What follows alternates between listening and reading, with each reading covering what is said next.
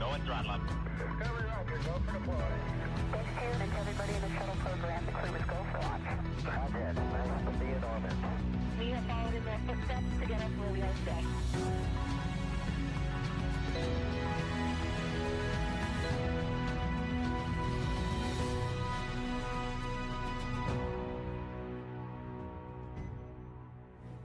Good afternoon and welcome to NASA's Johnson Space Center for our Crew 9 news conference today. We are joined today here in person with our Crew 9 astronauts Nick Hague, Suni Williams, and Butch Wilmore. We'll be taking questions from here in the room and on our phone bridge, but before we do that, we'll kick it off with some opening remarks from our crew. Nick, go ahead. Thanks, Courtney. Wanted to kick off with words that would describe what the Crew 9 mission meant, and I think ultimately it's unique, like every spaceflight mission tends to be, and you don't know exactly how they're going to play out. But I think that the Crew 9 mission, when it comes to it, it highlights to me safety and the importance of the mission and the balance of those two. As you all know, back in the early fall, NASA was balancing the safe return of Suni and Butch with the need to continue the mission that's been going on board the space station for 2.5 decades up there, performing research for the benefit of humanity. And so there was a decision made to send Alex and I up with a couple empty seats and integrate Butch and Suni into the crew of Crew 9. And then bring them back at the end of a long-duration spaceflight mission. And so we sit here today, minus Alex, who's recuperating in Russia right now, with friends and family, thankfully. And we sit here as a testament to the success of that mission. So I look forward to answering your questions. Suni? Yeah, sure. Just wanted to say thanks to Nick and Alex for coming up and getting us and bringing us home, and thanks to so many who prepared us for our mission. The commercial crew program with NASA and Boeing, as well as SpaceX, really got us ready to go. All of the trainers here at Johnson Space Center, the mission control teams all over the country, in Florida to California, so throughout the whole country, as well as what we're doing now. Our teams here are getting us ready to get, rehab and get ready to take on new challenges. So, feeling good since we've been back almost 2 weeks now. Actually went out and ran 3 miles yesterday, so I will give myself a little pat on the back. Our trainers are rocking it and getting us ready to get back to help out with the new astronauts as they're getting ready for their mission. So the biggest thing I want to say was thank you. Yeah, thank you, Suni. Let me start off with an analogy, a sports analogy. This very difficult job that we take part in, it's a team sport. It encompasses organizations throughout NASA, throughout the country, coming together. The Commercial Crew Program, headquarters, the International Space Station program, working together day in and day out behind the scenes, diligently to make all of this work together. And then you couple that with a nation that comes together and it cares about the human spaceflight program and prays for us and what's taking place. It goes beyond understanding, honestly. And then this organization also is incorporated into an international organization that reaches beyond our own borders and brings in the world like no other organization on or off the planet. And I can tell you, it's simply a privilege to take part in all of that. All right, thank you all for your opening remarks. We will go ahead and start taking questions now. If you're in the room, please raise your hand and we'll be sure to get a microphone over to you. If you're joining from our phone bridge, please press *1 when you're ready to enter the queue. And due to the high volume of questions today that we are receiving, we ask that media start with 1 question, and if we have time for a second round, we'll come back around to you. We'll start here in the first row with any questions. Mark, go ahead. Mark Strassman, CBS News. Welcome back, everyone. Good to talk to all of you again. We're meeting in this auditorium for a reason. There are roughly 60 news outlets represented here, another 120 or so on the phone. Butch and Suni, have you been surprised by the continuing and intense interest in your space saga? I would have to say yes, absolutely. You know, it's interesting. We go and launch. We knew it was a little bit unique, obviously, first time flying on a new spacecraft. So yeah, that was interesting. But you know, then life goes on up there. And I mentioned yesterday, you know, we pivoted and we are International Space Station crew members, and we're doing what all of our other friends in the astronaut office do, is go and work and train and do amazing science experiments up on the International Space Station. So, you know, I think you sort of get maybe a little bit tunnel visioned in what your job is. So, it's, do your job type of thing, right? And so you're not really aware of what else is going on down here. I hate to say that, you know, maybe the world doesn't revolve around us, but we revolve around the world, like something like that. But, you know, I think we were just really focused on what we were doing and trying to be part of the team and making sure we pulled our weight for the team. Of course, we heard some things, and I'll let, you know, obviously hand this off to Butch, heard some stuff from our friends and family that people were interested and wondering what was going on and concerned about our health and all that kind of stuff while we were up there. But, I mean, we were just part of the team, doing the job, filling in wherever we could, and then knowing that there's rotational flights, and we will be coming home eventually on a rotational flight. So, no, I don't think we were aware to the degree. Pretty honored and humbled by the fact of when we came home, like, wow, there are a lot of people who are interested, very thankful, very amazed that we could hopefully be one positive element to bring people together. Yeah, I don't know that there's much I could add to that. Just thankful for a nation that cares, a nation that prays, and a nation that is involved in the processes that are important to all of us. Okay, we'll take our next question here in the room. Tom, go ahead. Hi, Tom Costello with NBC News. Again, welcome back. Nice to see you all. Everybody's been thinking about you and worried about you. And I'm wondering, once you got your feet back on terra firma, what's the first thing both of you wanted to do? And were there any foods you were craving after 9+ months? Go ahead, Suni. Oh, yeah, I wanted to hug my husband and hug my dogs. And I'll say that in that order. But maybe not. No, I'm just joking. But of course, food, something that's just like for home for me, like something that is very, reminds you of home. And my father was a vegetarian, so I had a good grilled cheese sandwich when I got home. So that reminded me of him. Yeah, certainly embracing the family again, but also the opportunity, and I've already said it a couple of times, is just to say thank you to a nation that got involved in all of this. It makes it special, not just for us, but for all, I think our nation as a whole. So thank you. All right, we'll take our next question right here in the front row. Thank you. My question's for Suni. When you first got off the plane in Houston, we saw you hug Zena Cardman, and there was a nice exchange. If you could describe what happened and your gratitude towards the crew members who stepped aside so that you'd have seats coming back. Yeah, it's a great observation, so thank you very much. Zena's awesome, Stephanie Wilson, awesome. When this whole thing was unraveling, like my heart went out because it's just sort of like, wow, you're waiting for your space flight, specifically Zena as her first flight. Like, wow, it's a little bit rough to know that you're going to be moved to a different flight. But at the same time, she is an awesome person, an awesome astronaut. She's going to get the opportunity. And, this just wasn't the right flight for her to be on at that moment in time. And so I just gave her a big, huge hug. I told her that I used her Crew 9 shirt when we were up there for a photo op, but I packed it back up real nicely and put it in her stuff. And little joking aside, I just wanted to really tell her thank you for taking one for the team. And that's what our office is about. But she needed to have that acknowledgement. Okay, we'll take one more question here in the room, and then we'll head to our phone bridge. Hi, this question is for Sunita. I'm Jeff Saperstone, by the way, from NBC in Boston. A lot of people in your hometown in Needham, they've been watching this Sox. Bit by bit, every moment. Yeah. Everybody at the elementary school, there was a big watch party for you when you came home. What's your message to them? They've been so anxiously awaiting for you to return. Oh, well, I'm back. First and foremost, we were always coming back, and I think people need to know that. And we're back to actually, share our story with so many people because, it's like you all mentioned, it's slightly unique, and there's some lessons learned to it. And part of that is just resilience and being able to take a turn that was unexpected and make the best of it. And I think that is the biggest thing that I want to passed down particularly to kids who think that their life should be the straight arrow to what you want to do, and you're just going to get there. Well, sometimes it takes some turns, some rights and some lefts, and you just keep focused on your goal, and other doors might be open for you. So I think that's the biggest message. All right, we'll head to our phone bridge. Our first question there is from Marcia Dunn with the Associated Press. Welcome back, everybody. Butch, this question is for you.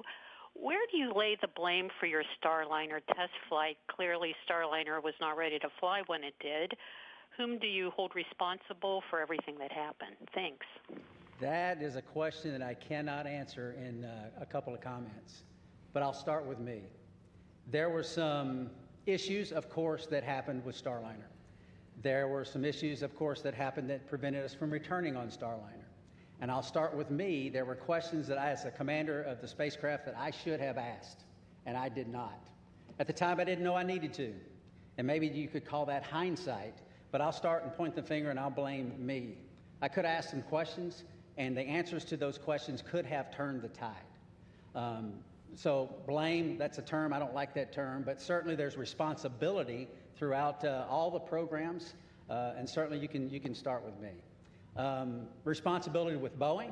Yes. Responsibility with NASA? Yes. All the way up and down the chain. We all are responsible. We all own this. And we are, in this business, trust. You cannot do this business without trust. You have to have ultimate trust. And for someone to step forward and these different organizations say, hey, I'm culpable for a part of that issue, that goes a long way to maintaining trust. So we're not going to look back and say this happened or that happened and that person's or that issue or that entity's to blame. We're going to look forward and say, what are we going to use our lessons learned from this whole process and make sure that we are successful in the future. This is a tough business. The analogy about it is it's always a curvy road. It's never straight in this business. And minimizing those curves and being systems and processes in effect to prevent some of these curves is what we have to do as we leave low Earth orbit and go beyond to the moon and beyond that. So we're going to look forward, and that's the focus. All right, our next question on the phone bridge is from Anthony with Spectrum News. Hello, welcome back, everyone. It's nice seeing everyone return healthy and safe. I have a question for both you, Suni, and Butch. Given the opportunity, would you guys go up on Starliner again? Yes, because we're going to rectify all the issues that we encountered. Yeah. We're going to fix them.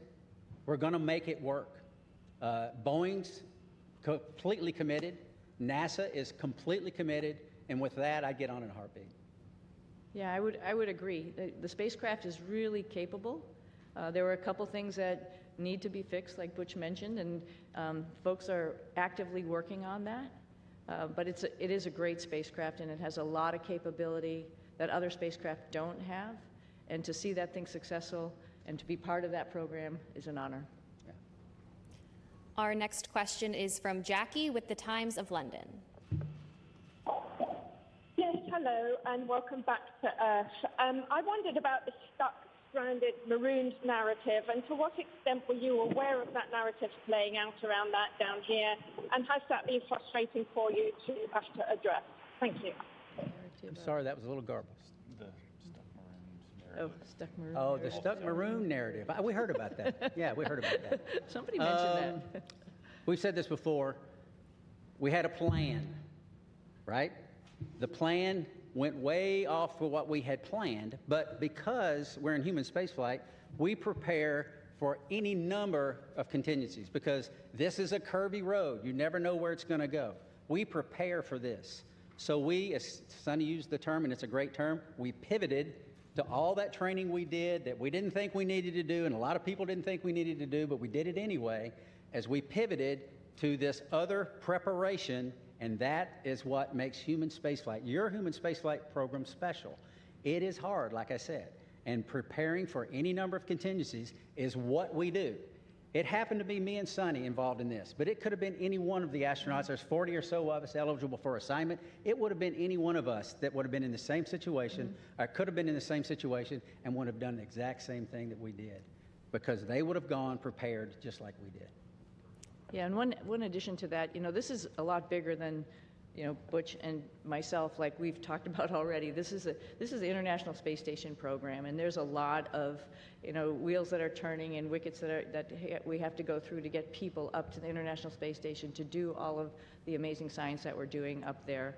We recognize that, we know that, just like anybody else in the astronaut office, and we came, as Butch has mentioned before, prepared. And we are ready to do that pivot and be part of that bigger thing that's not just about us. Knowing that everybody on the ground, there's a huge team of people, like I quickly mentioned in my quick thank you, but there's a huge group of people who are looking at the whole program and understanding how and what was the best time and way to get us back home.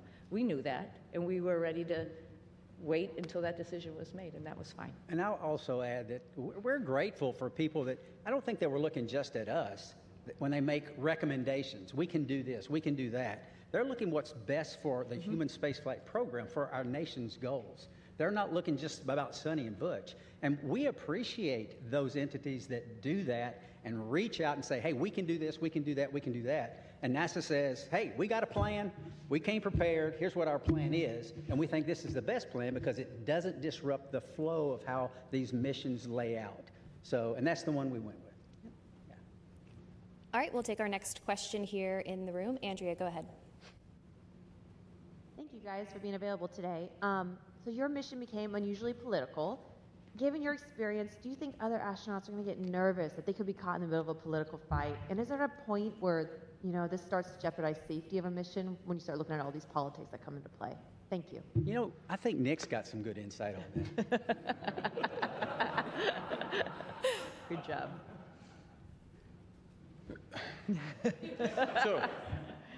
So the way I'd like to answer that is that when we're up there operating in space, you don't feel the politics, you don't feel any of that. It's focused strictly on mission. And if I step back a little bit to the question before, Butch and Suni talk up here, they make it sound like, everybody figured out what they could do with us. The reality is they are highly skilled, very technically competent, and it took everything I had on every day to keep up with them as they're moving along. So they were more than just gap fillers on the station. They were productive, pushing the station mission forward. And Suni was the station commander, so she was calling the shots. So you get in that environment, that operational environment, the politics, they don't make it up there.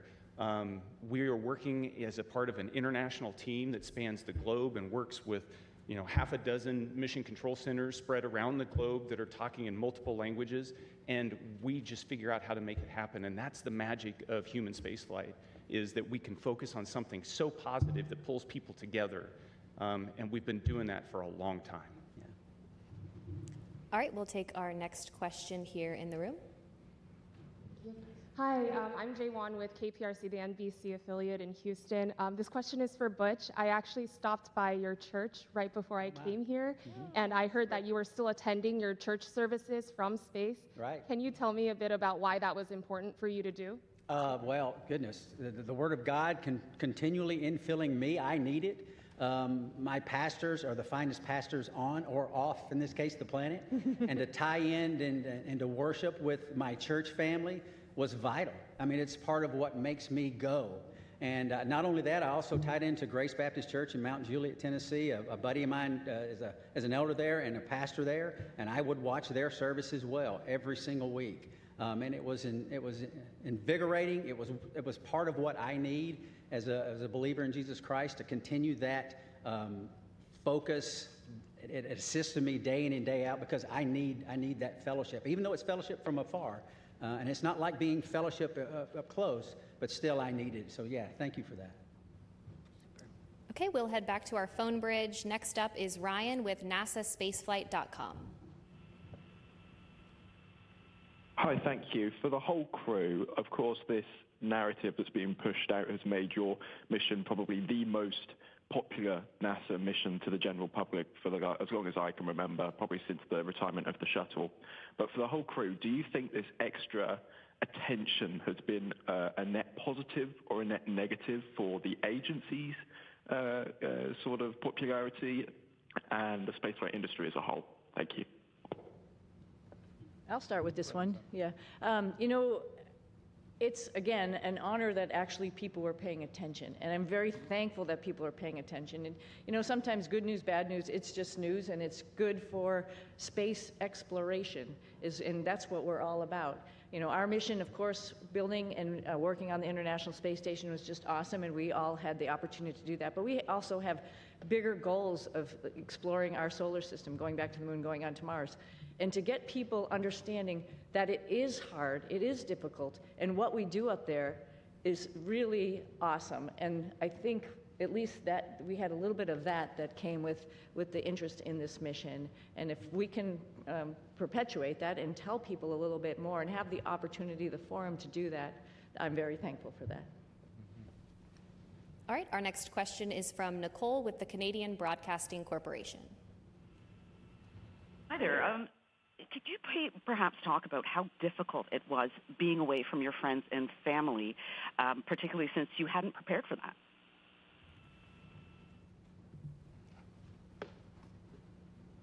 Difficult. Yes, I would say it was difficult. It wasn't in the preparation, but in my family, we talk about these possibilities. We discussed all of this. We never said we were going to be gone for 9 months, but it turned out that way. But the discussions we had, and it's not just discussions prior to the mission launch, this is the way we've trained our daughters from the time they were born, because their dad isn't a unique occupation, right? This is not the norm leaving the planet. And they understand that. And they, again, use that term, pivoted and got on board, understanding that this is part of what families and these type of businesses do. And it's not just in human spaceflight. This is military, armed forces, police forces, all across all different types of occupations that are involved in the possibility of extended stays away. And we're not unique in that. And so they understand that. They have friends that have parents in other areas where they've been involved in similar type situations, and all of that came together. And, the Lord's help, we persevered, and they persevered, and I can tell you, I am very proud of them. We'll take another question on our phone bridge and then head back into the room. Our next question is from Tom with Sky News London. Hello, thanks for taking my question. Congratulations on your extended mission and your safe return. Although the political situation around this did bring a lot of attention to space and to the International Space Station, some of the statements that were made during your stay up there caused embarrassment to NASA, forced them to make corrections to statements. Now that you're back, did the politics around your stay make a difficult situation worse? I'm not sure I understood. I didn't understand the question. I missed everything except for that last part. Yeah, you came in just, you were broken up just a little bit. Could you please try to repeat your question one more time? Yeah, I will. Yes. Can you hear me? I was asking whether, although the political wrangling around your extended stay in space brought a lot of attention to human spaceflight, it did. Some of the political statements raised caused embarrassment to NASA, forced to make denials about various things that were offered and not offered, and sometimes to your astronaut colleagues. Did the politics around your mission make a difficult situation worse? Yeah, thank you for the question. I talked about how the politics kind of, they don't make it up there when we're trying to make operational decisions. So as the commander of Crew 9, responsible for the safety of this crew and getting them back safely, I can tell you that the entire time up there, I launched with that singular objective of showing up to the station and having to integrate Butch and Suni into a crew with Alex and myself, And then we were planning, from day one to return toward the end of February. That all predicated on the fact that we would have a replacement crew show up and we'd have adequate handover with that crew before we left. That's important to maintain the mission of the International Space Station, to continue pushing research and exploration. And that was never in question the entire time. There were a lot of options that were discussed, and the ground team and the team on the ground, we've alluded to it a couple times already, is gigantic, and everybody was working with singular focus on how do we end the Crew 9 mission at the right time and maintain the safety and the success of the space station mission. Launching in September, given all the unique dynamics surrounding this mission, and coming back originally targeting the end of February and hitting the middle of March, that's pretty much on target if you look at the track record of human spaceflight. It's dynamic, it's challenging, the weather doesn't always cooperate, but we figure out how to make it work. All right, we will take our next question here in the room. Fox 26 here in Houston. Welcome back to H-Town. Suni and Butch, both of you all have a long history of being active and athletes, but with that being said, obviously you all spent nearly 9 months in space. What does that recuperation and recovery process look like getting acclimated back here to Earth? I'll start. I can tell you we have a group of individuals, astronaut strength conditioning and rehabilitation specialists, and we are directly integrated with them day in and day out. They send us protocols to work out, and I can tell you, I'm not as young as I used to be, but I was stronger on space station doing more weight and more reps on exercises than I have in my entire life, because this group of professionals work to get us stronger and stronger and stronger. We're trying to minimize muscle atrophy, minimize our bone loss. So if we go to other planets, the moon and other planets, in the foreseeable future, that we will be able to function when we get there. It's a whole science built around this team of individuals that are working to help us better understand human physiology and what zero gravity does to it and how we can mitigate the effects of the bone loss and the muscle atrophy. So day in and day out, I worked out every single day. We went into quarantine on the 22nd of April. And starting on the 22nd of April, I never missed a single day of workout, because your body can recuperate in zero gravity. It doesn't have the normal stresses of gravity on it all the time. So you work out real hard, you hurt for an hour, and it finally fades away and you're ready to go the next day. So I applaud those individuals. They are making huge gains in the preparation to go beyond low Earth orbit, and it's science that is taking place day in and day out and has for years, and we're still learning and we're still progressing. Yeah, at like day 265 on the ARED, because it counts all your days that you go into a workout, I was thinking, I wish the hay was in the barn. But every single day, just like Butch is saying, you got to get on the machine and work out. And it actually is a really great stress relief to be able to have that time up there and run or bike or lift weights. It's really great. And the folks that Butch is talking about, is along with the nutritionists, really are looking out for us and making sure that when we get back here to planet Earth with gravity, we'll be able to function.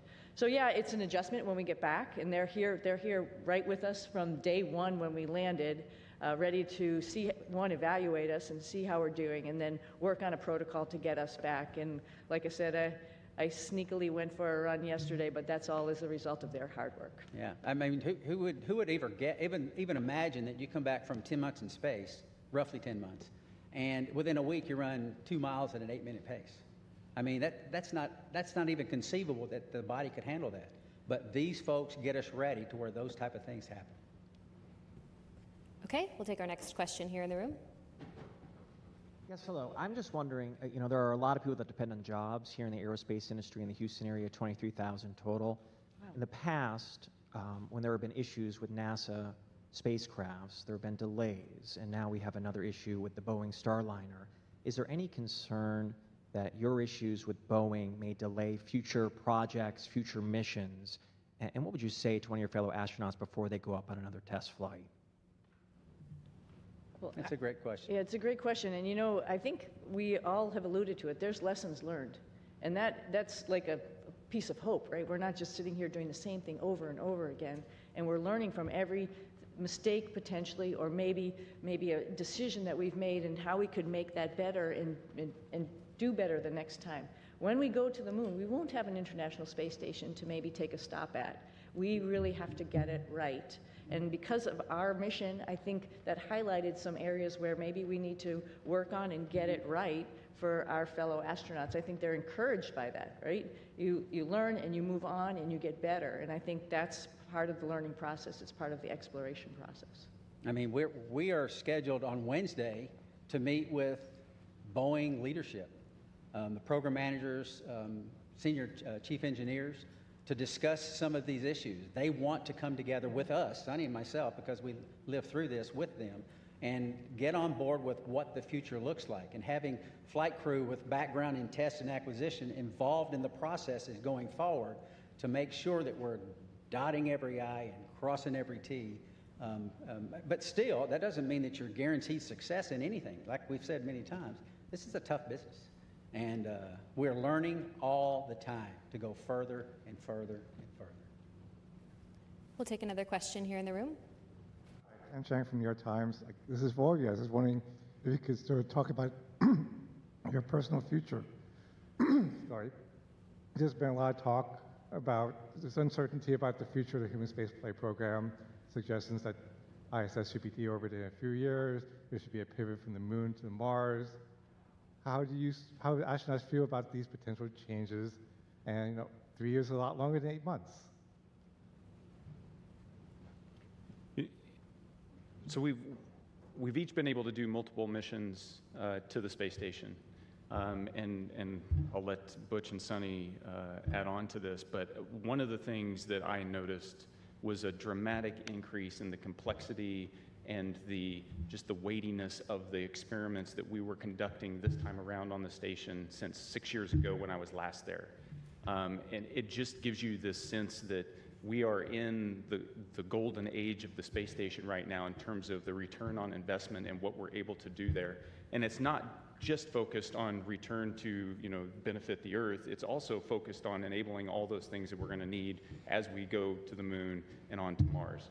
And so I am really optimistic when I think about the future of human spaceflight.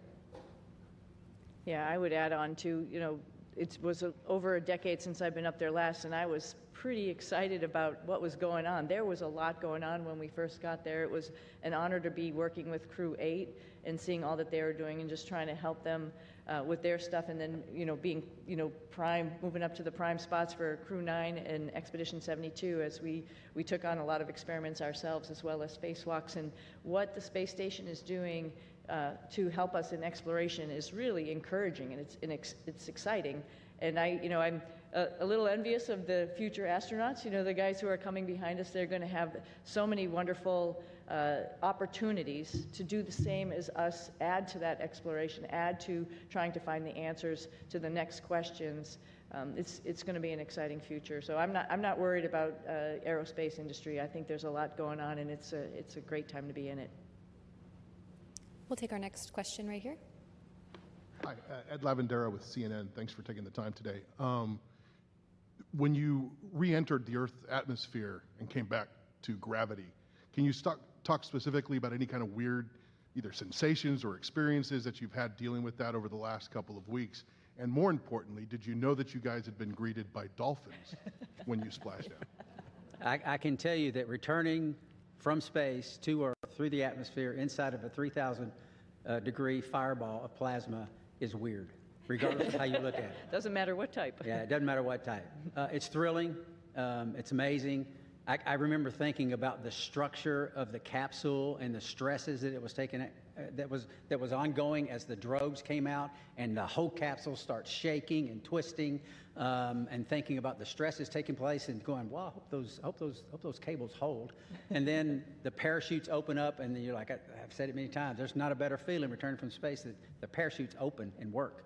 And I didn't have the view in front of me, and thankfully Nick did. He had a view of the camera going out right off the top, and he said, 3 parachutes, I had 4 good parachutes. And I tell you what, it's a great feeling. It was a great feeling. And it's exhilarating because this, again, I can't help because it's within me. This is our national focus, national goals. We don't do this because NASA decides to do this or this or this. This is Congress and everything coming together to affect a human spaceflight program with a purpose. And part of that purpose includes bringing those astronauts back to Earth. And it's a thrilling ride like no other that you could imagine. And satisfying. Yeah, yeah. And I had requested dolphins as kind of a joke. Yeah. Somehow they pulled it off. Yeah, I just hats off, like Butch said, to Nick he was just commentating the whole way down. So there was obviously, we had trained this and gone over it while we were up on the space station and reviewed, but just to hear everything as it was ticking along, it's just really awesome to, like, you can envision it. You had a display, I think there's a camera that goes up, right, to see it. And Butch and I both had a window on either side where we were, and I was watching through the window as much as I could, but then all of a sudden, with the heating, it glazes over, and then you can't see outside. A funny thing that happened, though, after you can't see, you can still sort of see through it. We knew it was daylight, and we knew the folks were coming out to rig the spacecraft, and I see a little tennis shoe sort of going in front of the window, so I'm like, okay, our friends are here getting us ready to get back on the boat, and that was pretty special, too. I didn't see a fin, though. I wish I had saw a fin. Okay, we'll head to our phone bridge. Our next question from Margaret Smith. Hi, everyone. This is Margaret Smith from Worcester, Massachusetts, the home of Robert Goddard. Started it all. Thanks for taking the time today. And my question to both of you is, for those who maybe are not especially familiar or who may sort of question the need for the space station, can you all make the case for why that work is important? Why the space station is important? Oh, the space station is amazing, right? So just sort of like we've talked about a little bit earlier in this conversation, so we're doing a bunch of stuff, like Butch alluded to, physiology, understanding what happens to humans as they're in space for a longer period of time. That brings in lots of science experiments in chemistry, in biology. Some of that stuff all comes back to Earth because we're doing some amazing stuff in the microgravity environment. Some of it is mirrored, for example, in our own human bodies. And so there's a lot of stuff that's happening for us, for exploration, for the humans, as well as for Earth. And then, as Nick alluded to, there's all sorts of systems and other things that we're testing up there to help us take those next steps to go back to the moon and onto Mars, figuring out all these exploration systems, including docking vehicles, like different types of spacecraft that we have up there, other types of commercial spacecraft that are coming up for resupply. That's all a huge program to get us to understand how we're going to take the next steps in exploration. I can't help also but talk about STEM. I mean, all of this is STEM, right? Science, technology, engineering, and math, and I'm hoping the work that we've done up there also encourages the next generation of kids to understand how important that is and how they can become involved. We did lots of experiments up there with kids and universities and companies, trying out new guidance, navigation, control algorithms and robots that were flying inside the space station, competitions, for example, for them. And that's pretty awesome that you can really touch and talk to kids on the ground as you're doing experiments up there, and they have their finger on the pulse of science experiments, and they can understand that and think to themselves, I could be part of this one day. Our next question on the phone bridge is from Neil with ITV News. Congratulations on a great job, everyone. Suni, can I ask how your body is recovering to life with gravity after 9 months? And Butch, what's your message to others from your experience, the delays that you guys faced, and any lessons in patience for the rest of us down here? Oh, I think I'm doing okay.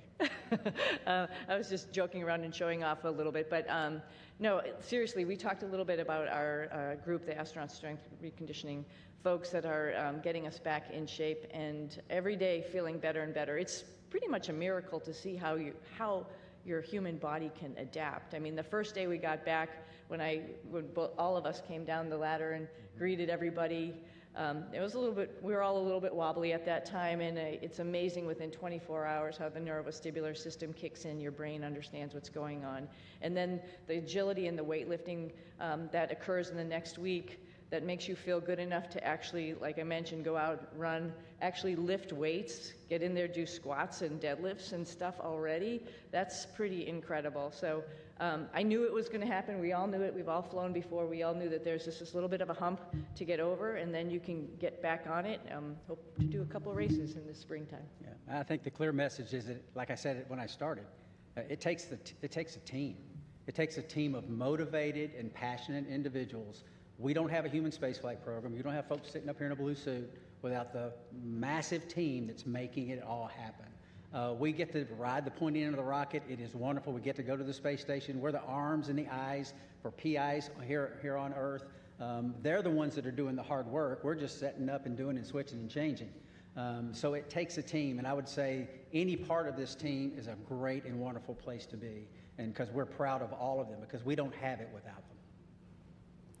Our next question is from Marcia Smith with Space Policy Online.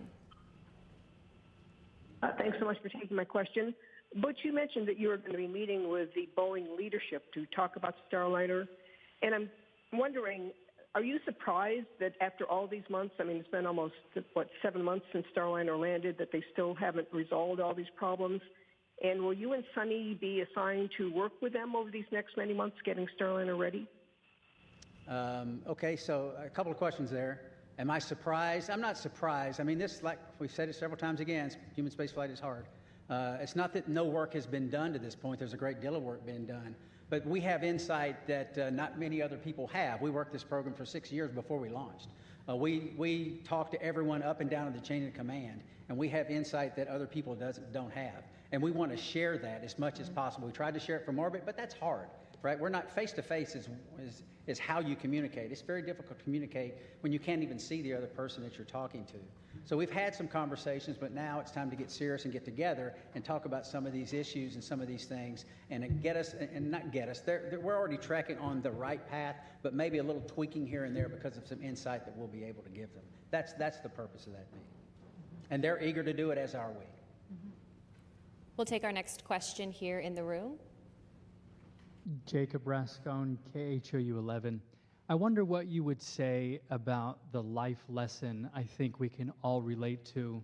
We've all made plans, we've all been excited about those plans, and we've all watched those plans kind of fall apart. What would you say about what allows you to meet the moment with courage, with serenity, or maybe you didn't, internally.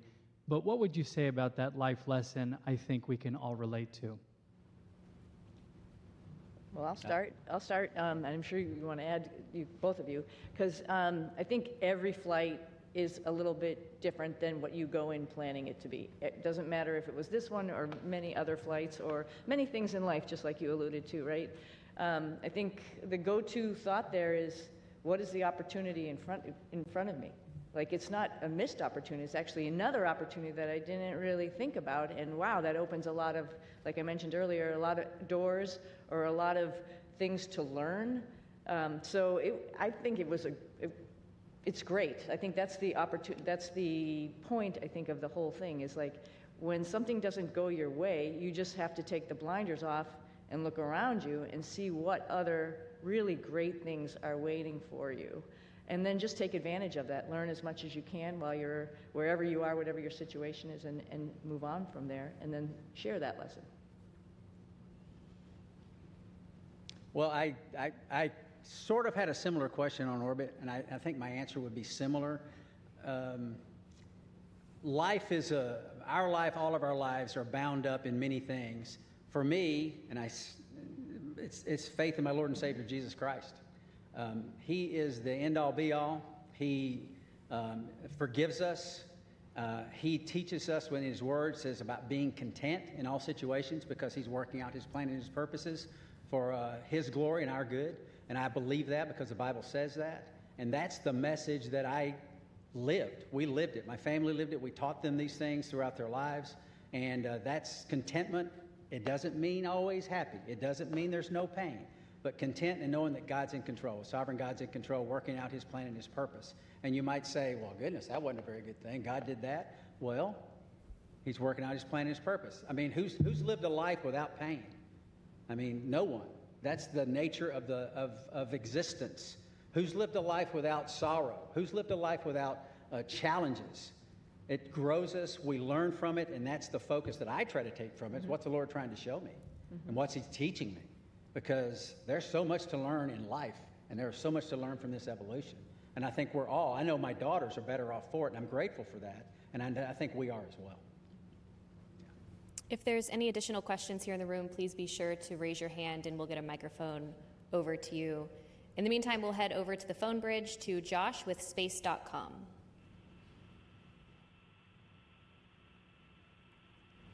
Hi, Josh Dinner. Thank you all so much for doing this. This question's for all three of you. What were the most out of this world and your favorite experiments or tech demos you got to be a part of on this mission? And for Williams and Willmore specifically, did the extension of your mission create any new opportunities for experiments or research that was not originally planned for the expedition? You start. Sure. So while I was up there, we performed about 150 different experiments. Of those, the ones that you know the most about are the ones where you end up being one of the guinea pigs in the experiment. So there's about a dozen different experiments where we were doing things to me and seeing how my body adapted. Whether that was a vascular aging experiment where we're measuring how stiff my arteries get because life in space tends to manifest itself as accelerated aging, and so we can better understand how the human body responds to that and hopefully provide some treatments on the ground to help with problems that as you get older you encounter. How our immune system works, did a whole study on the immune system and how my body was responding. Life on orbit tends to suppress the immune system, and why does that happen? We're trying to understand that so that we can help design better treatments on the ground, but also understand how we can support crews that go deeper into space on longer missions. Probably one of the most shocking experiments. Butch and Suni got to watch me wire myself up to muscle stimulation pads and shock myself and trying to figure out how do we keep our muscles strong when we don't have access to all the equipment we have on the International Space Station, because as we go to the moon and on to Mars, that's a lot of extra mass, and if we can do it with smaller equipment, maybe that works. The side benefit of that is anybody that's been bedridden on the ground, that's also a treatment for how you can support somebody that's been kind of tied to a bed for a long period of time and help keep them healthy. So there's a benefit directly to the ground. And that's three of them. They're all interesting. And I'm one of many subjects, and it takes years to get enough subjects to go through the space station to be able to generate enough data to draw some conclusions. And so that's why research up there takes a long time. But the value is clear. Just very briefly, there's some medications on Earth that work well with a certain age group, but the same medication doesn't work so well with another. So it's a capillary flow experiment to try to understand how that medication is flowing through our bodies, and maybe there's something we can figure out as to why those things are. And we're trying to figure that out. And that's very beneficial, obviously, to mankind, and may benefit some of our families one day. And I just want to highlight some other science that's going on up there, because we have just an amazing person, Don Pettit, who's up on the space station getting ready to come home. And every day he's up to something and just trying to highlight what microgravity does and how it is, as well as amazing photography, which I'm sure a lot of you have probably seen out there. And the fact that he can take a picture of a red sprite or a blue jet and have a picture from the space station looking down on a lightning cloud is just incredible. And it enlightens all of us into what is actually going on in the universe. And that's just simply because he's curious. And that is something that's actually, like I said, we're sharing and we're showing off to everybody, like, wow, we think we know what's going on, but we really don't. And if you just open your eyes and make some observations, like Don does every morning at 4 a.m., we'd learn a whole lot. Yeah, it's a great place. Don's taking potatoes he's growing and the nitrogen produced in the roots of the potatoes to nourish the peanuts that he's growing. I mean, it's pretty special. He's a special guy. He's awesome. Our next question on our phone bridge is from Robert Perlman. Hi, for Butch and Suni. You're now the first astronauts to fly on both Starliner and Dragon, admittedly one on the way up and one on the way down. Was there anything about either spacecraft that you found you liked more about the other that stood out as a feature, especially in terms of crew amenities? More Velcro on SpaceX, on Dragon. That's a crew amenity. That's a crew amenity, which would We've be talked nice. about Yeah, that. yeah, That's why I said yeah. You know, they're both unique and they both have their purpose and made to do the same thing, but I think what's really cool is, you know, give a problem to do for two different people and see how they solve it. Starliner is a really awesome spacecraft, like Butch had mentioned, with the integration of manual control as well as automation, as well as its vision systems. Dragon is a very comfortable spacecraft that tells you what it's doing, which is very nice versus having to interpret displays as we have done throughout the space programs with, you know, former programs, including shuttle. So they're both different, they're both unique, they both have their place in history. Very honored to have had that opportunity to see both of them up close and personal and ride them both. I don't know if I have a preference, honestly. They're both great for different reasons. Our next question on the phone bridge is from David Curley. Thank you very much. Butch, you mentioned lessons learned. Suni, you mentioned earlier about the ability of the Starliner. When you meet with Boeing, what is the overarching message you'll deliver to the company? We don't have enough time to go into all that. If you understand the spacecraft that we have now, we have Dragon, we have Orion, and we have Starliner.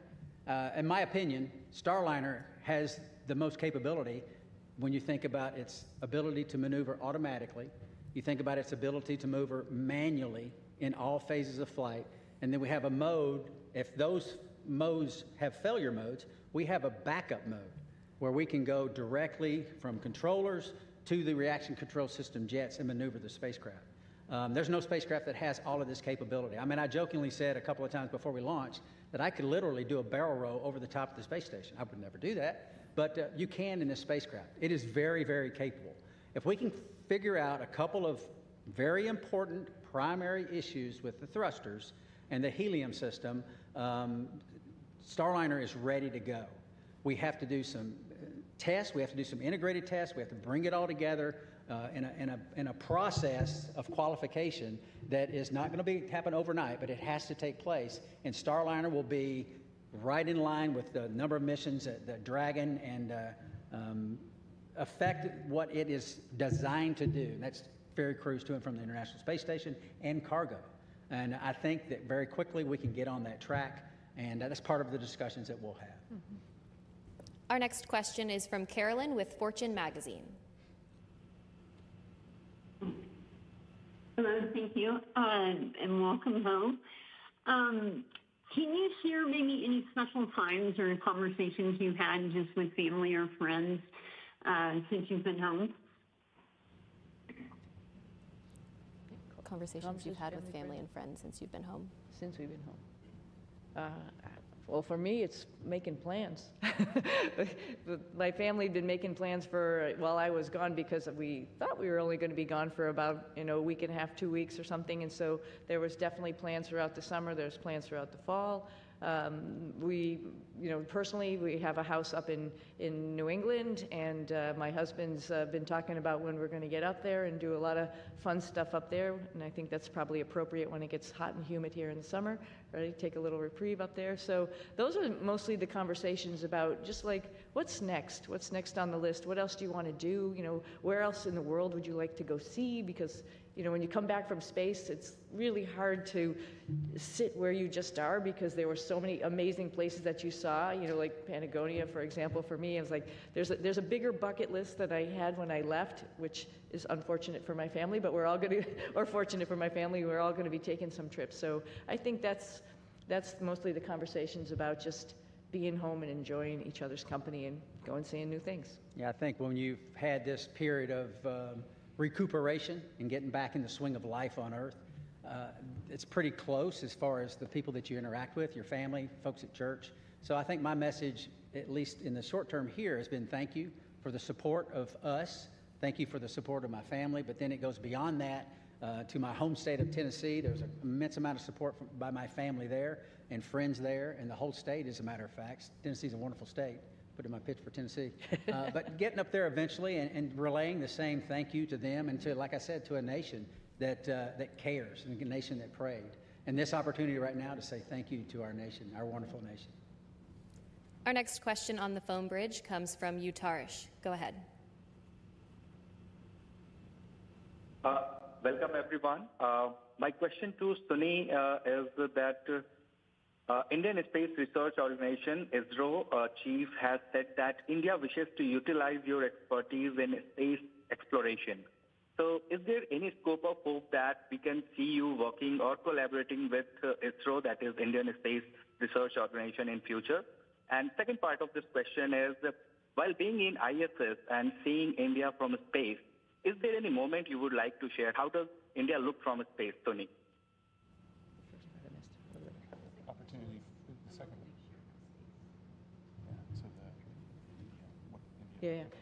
Let me address the second question real quickly. India is amazing. Every time we went over the Himalayas, and I'll tell you, Butch got some incredible pictures of the Himalayas, just amazing.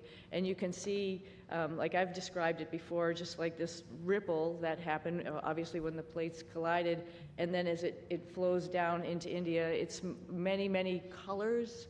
I think when you come from the east going into like Gujarat and Mumbai, the fishing fleet that's off the coast there gives you a little bit of a beacon that here we come. And then all throughout India, I think the impression I had was it was just like this network of lights from the bigger cities going down through the smaller cities. Just incredible to look at night as well as during the day, highlighted, of course, by the Himalayas, which was just incredible as a forefront going down into India. I hope, and I think for sure, I'm going to be going back to my father's home country and visiting with people and getting excited about the first, or not the first, but the Indian astronauts who's going up on the Axiom mission coming up. Pretty awesome. They'll have a hometown hero there of their own that will be able to talk about how wonderful the International Space Station is from his perspective. But I hope I can meet up at some point in time and we can share our experiences with as many people in India as possible, because it's a great country, another wonderful democracy that's trying to put its foot in the space countries, and we'd love to be part of that and help them along. Do you plan to take your crew members on that trip with you? Absolutely. You might stick out a little bit, but that's okay. We'll get you all primed with some spicy food. We'll be good. Okay, we have time for one final question on the phone bridge from Jim Siegel.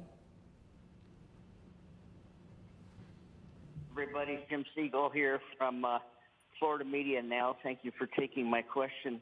Butch and Suni, you missed a couple of holidays while you were back up at the International Space Station, Christmas and Thanksgiving. I wondered whether you have done or are planning to do anything special with your family and friends for those holidays. Thank you. I don't think we missed them. Right. I think we celebrated every single one. We actually had a reindeer that we built and rode like a bull. I don't know if you saw those pictures, but we celebrated in style, trust me. Oh, yeah. And Nick was great because he came up anticipating that we were all going to obviously be there for those holidays. So he was like Santa Claus, had his little bag of goodies for all of us. And it was pretty awesome to have the holidays up there. It's pretty unique, and not many of us get to do that. So it was a lot of fun. But this holiday season will be special, for sure. Absolutely. Yeah. All right, that's all the time we have for today. Thank you for joining in on our news conference today, and thank you for your continued interest in NASA's SpaceX Crew 9 mission. We'll see you next time.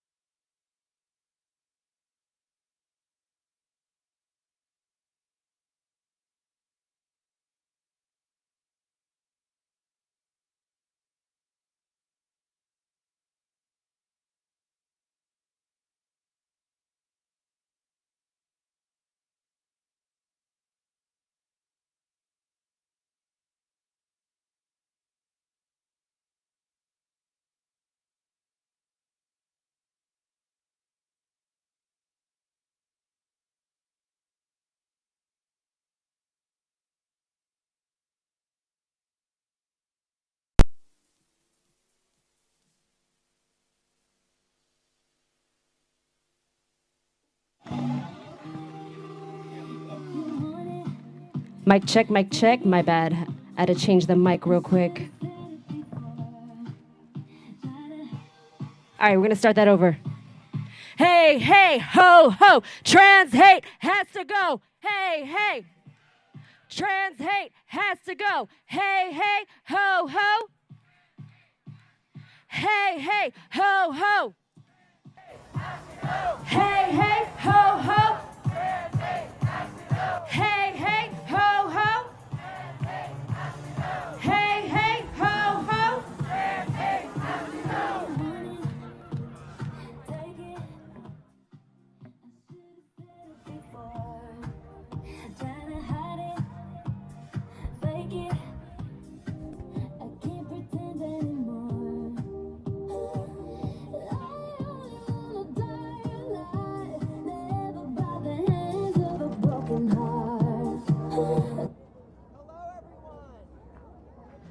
Mic check. Hi, everyone. Can everyone hear me? You're the best. Thank you. Hello and happy Trans Day of Visibility. My name is Tyler Hack. I use they, them pronouns. I'm the founder and executive director of Christopher Street Project.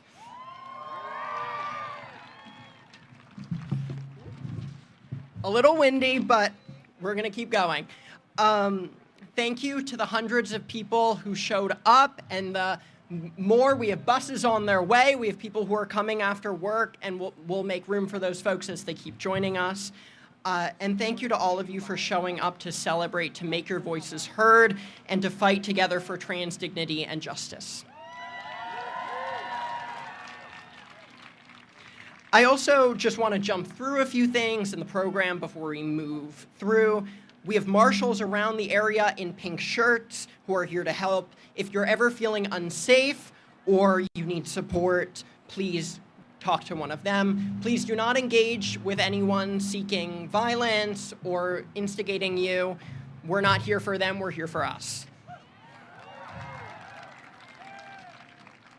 We also have ASL interpretation right up front, and we have a medic and portable toilets to my right for anyone who needs them.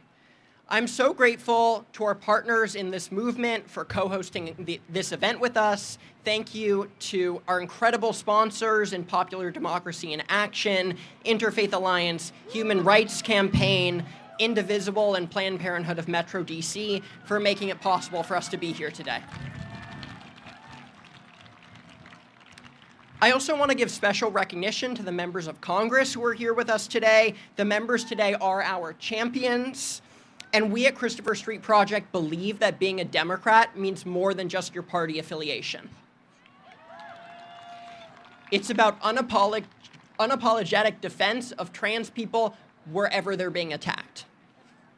And in the face of this massive threat to all of our rights, in the face of what Trump and his billionaire cronies are unleashing, we demand more from the people we elected to protect us. We deserve more. And we say, with all of the power that we have, cowards have no place in Congress.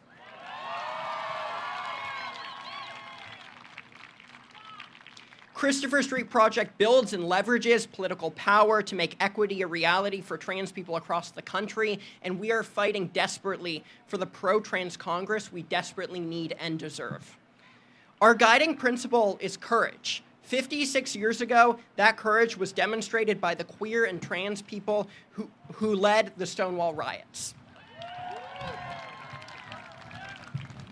My great uncle, Mark Scheer, was one of them, beaten up in the Stonewall riots for standing up for LGBTQ+ people like himself and standing side by side with his trans siblings.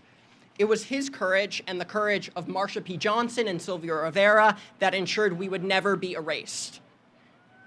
Let me hear you say it with me. We will not be quiet. Stonewall was a riot. We will not be quiet. Stonewall was a riot. We will not be quiet. Stonewall was a riot. Thank you.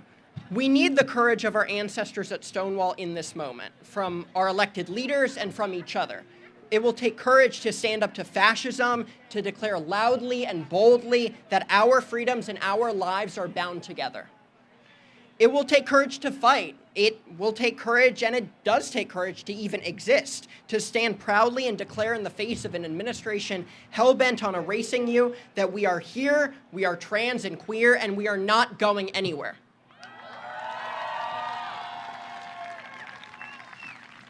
Not until we get what we are promised and we're owed as Americans. A government that protects us, respects all of us, and represents all of us. That's what we deserve.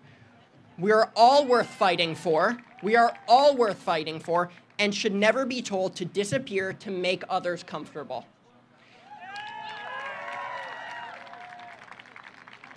So, I'm calling out the people in the building behind me trying to erase our existence. We are here, we are paying attention, and we are ready to fight.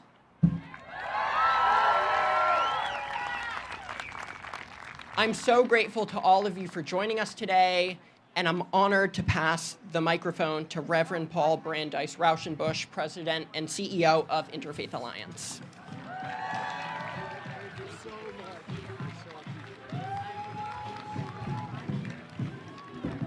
Hello, everybody.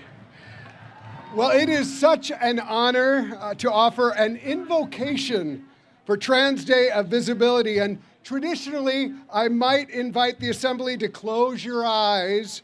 But for this prayer, I urge all of us to keep our eyes open so that we might look around and see the beauty and the power of the people assembled here today. So go ahead, look around, take a look. This is beauty. This is power.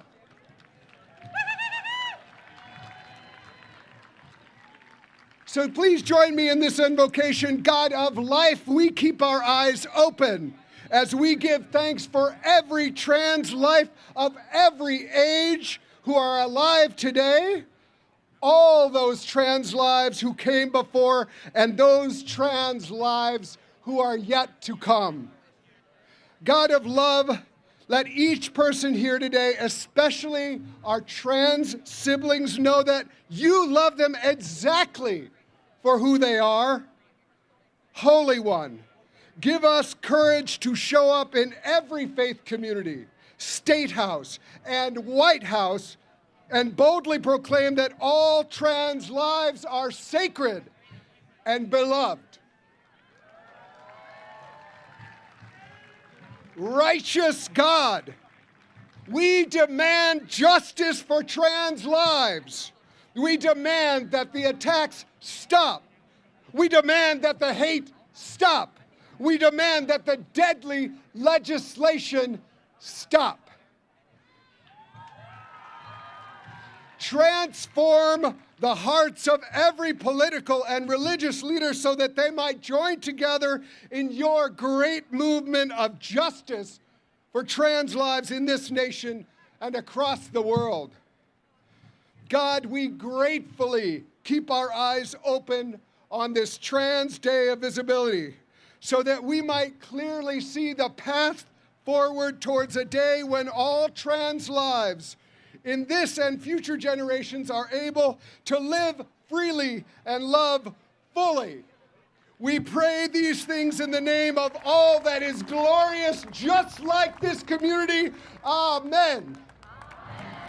And now it is my great honor to introduce Rabbi Abby Stein, who is a congregational rabbi and a champion for justice. Rabbi Stein. I tried. I'm here. Thank you. Okay, I saw you.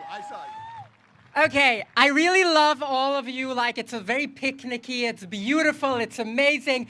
But I want you all to make some noise. I want you to be visible, especially if you're trans, especially if you have ever in your life been told by anyone to shut up. Now is your time to make noise. Give yourself a round of applause for being here.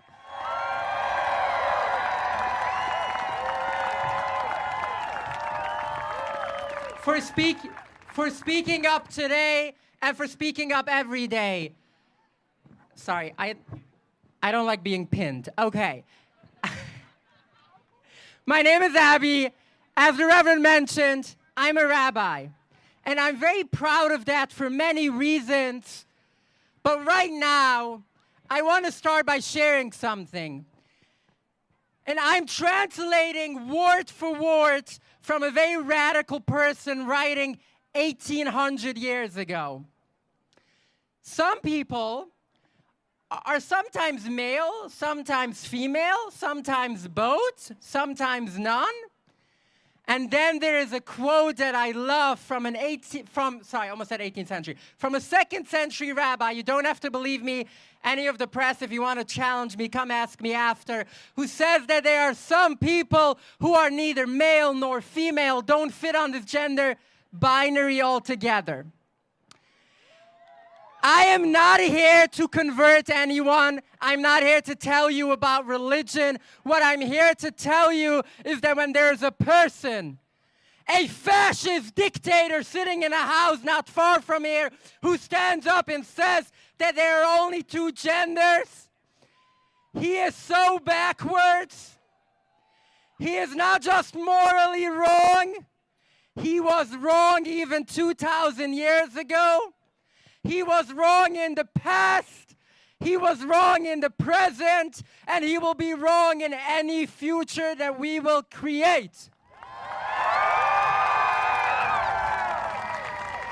Those people claim that they are fighting for women, that they are fighting for children, and more than anything, they love claiming their God, which seems to be a boogeyman in the sky rather than a God, that is the reason for their transphobia. But let me tell you something.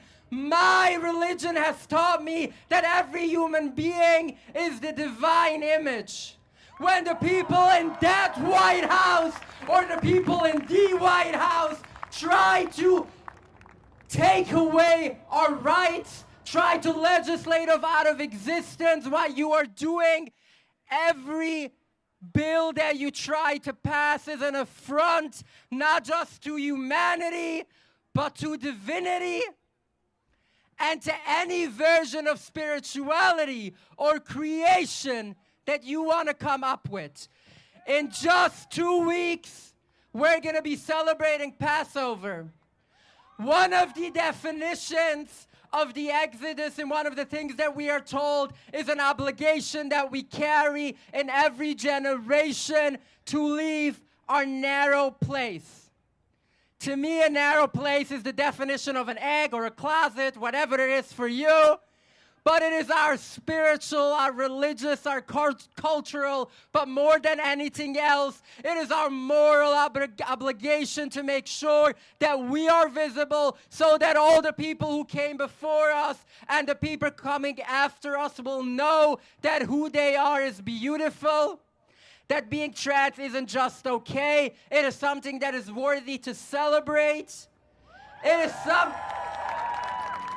And it is something that no one in the world can ever take away from you, regardless of how much military or police or physical abuse they try to use on us. A world without trans people never existed and never will, no matter how much they try. We have defeated fascist tyrants before, and we will defeat them again. And now it is my honor and privilege to invite up someone who I was just about 17 months ago. We were standing also at the Capitol when my colleagues and I at Rabbis for Ceasefire were doing our first rally at the Capitol, and Congresswoman Summerlee was one of the first people to stand with us, has been a champion for LGBTQ and transgender rights from before being elected and every day since. It is my honor to introduce Congresswoman Summerlee.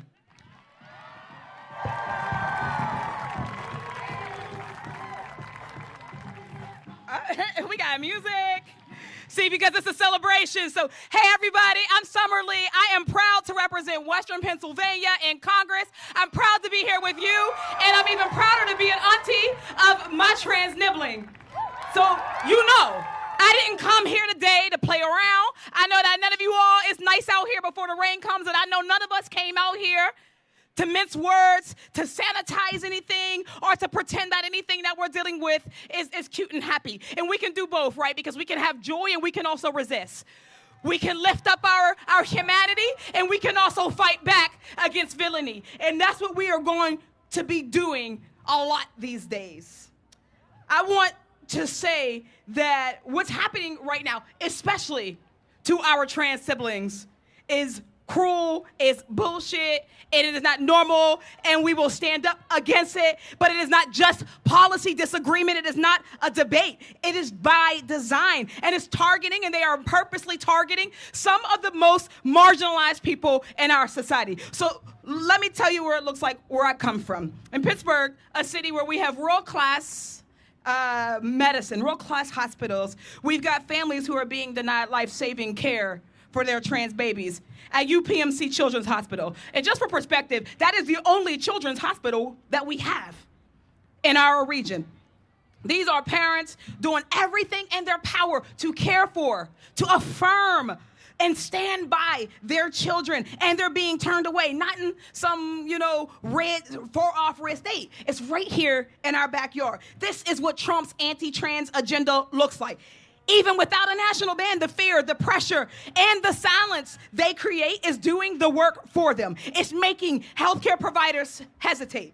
It's making institutions retreat. It's making families feel isolated or abandoned or unsafe. And I just want to say it here, when you make it harder for children to be seen, to be loved, to be treated with dignity, that's not just a policy failure, that is a moral failure.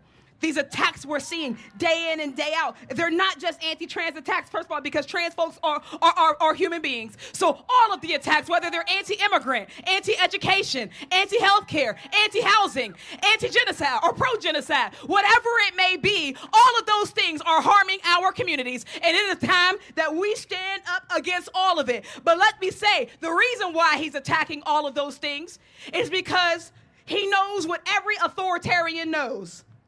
Organized people, organized workers, marginalized people who have autonomy and don't feel a race, that is a threat to their power. And that's why they're scared. That's why they're coming for our books. That's why they're coming for our doctors, our teachers, our workers, and yes, especially our trans babies. But they're not a talking point. And we're certainly not political football for folks, cruel policymakers, to kick around for headlines, for donations, for attention, and their attention-seeking behaviors. Our workers, our families, our friends are worth fighting for. And when we do that, they will know the power that is in spaces like this. When they hear us and when they see us and when we stand up, they will know that we will not stand for their authoritarian bullcrap wherever and whatever and whichever ways they try to perpetrate it. So know this, on today we are standing for our trans siblings. But tomorrow, we are going to stand for everybody who is being attacked, because an attack on one is an attack on all. And we know that all of our liberation is tied together. So whether you're black or you're brown or you're immigrant or you've been here for a long time, or you're trans or you're queer or you're straight, or you are working class or you're in labor, whoever you are, I'm telling you, this is your moment. This is our moment. And if we let them get away with coming for one of us, then we are all laying down and letting them have us all. And I'll be damned, and I know you'll be damned, and that's how we go down in the year 2025. So gear up, get in the fight, stay and fight and trim, because we will not stand down. So thank you so much for being here with me today. Thank you for letting me be here with you all.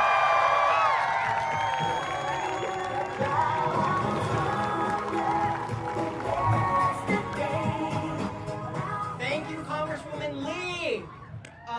It is now my honor to introduce a member of House Democratic leadership who personally whipped the votes against the Child Predator Empowerment Act and made sure that we kept Democratic defections to a minimum and our caucus united in defense of trans people. Please welcome Whip Catherine Clark.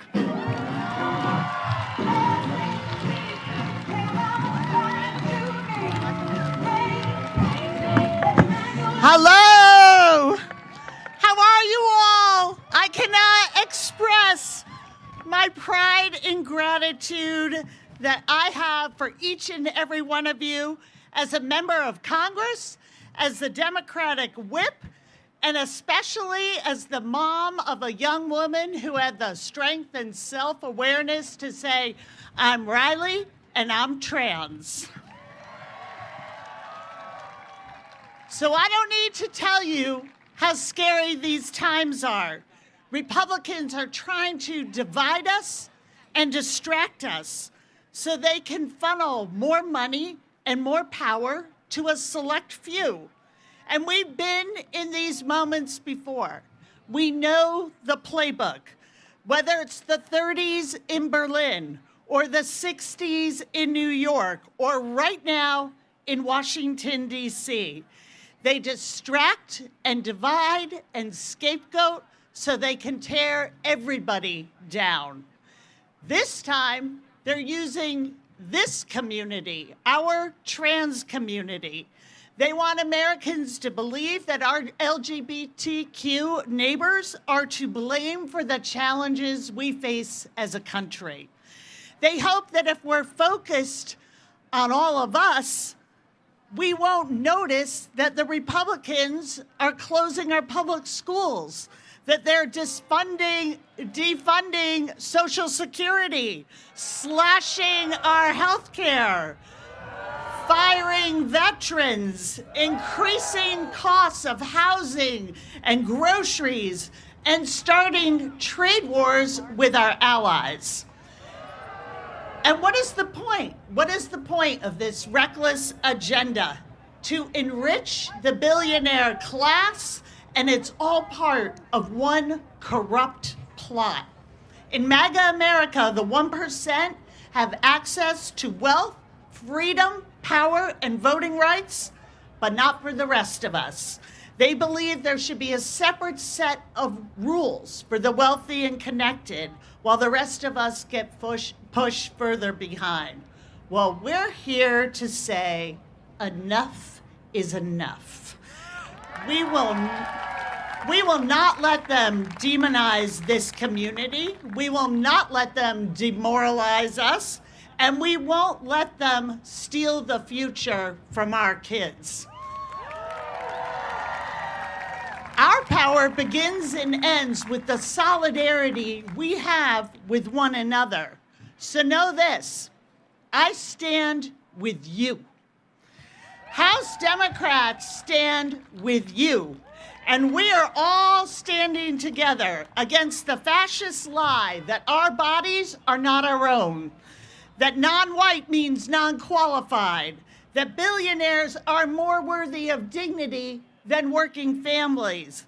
The lie that the trans community is anything but courageous and joyous and entitled to a fair shot at the American dream, just like every other American. So we thank you all for speaking out against bigotry, for defending the basic promise of this country, for working and fighting for freedom and opportunity and dignity for every single person, and for an America that is worthy of all of our children. Let's stay in this fight. That's how we win. Thank you so much for having me.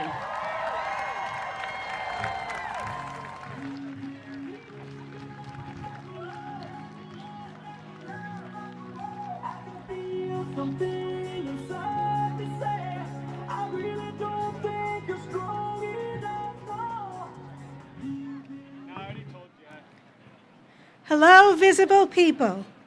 I see you. Everyone sees you. We need this day of visibility, and we need you. I'm Bear Atwood, Vice President of NOW, the National Organization for Women. My pronouns are she, her. NOW was founded more than 50 years ago by women who had enough of being told that they couldn't do, talk about, work for, or change what they wanted. NOW's co-founder, Shirley Chisholm, used to say, if they don't give you a seat at the table, bring a folding chair. Or occupy the mall. Another founder, Dr. Murray, wrote Now's first statement of purpose, which was one of the first declarations of intersectionality as a social justice goal. She wrote, "We realize that women's problems are linked to many broader questions of social justice. Their solution will require concerted action by many groups. Therefore, convinced that human rights are for all indivisible, we expect to give active support to the common cause of equal rights for all those who suffer discrimination and deprivation. Human rights for all, that is the call we answer today. And it's why Now is so proud to stand with you on this historic place at this historic moment. Our grassroots activists are working in the states, and our national members are standing up to Trump and Musk and the anti-trans agenda that is unsafe for every American.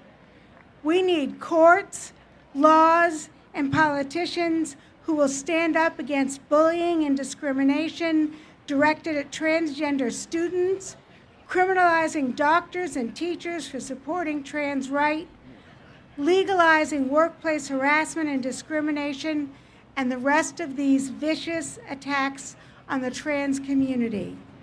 And this community needs allies. Now is proud to stand with you today and throughout what comes next.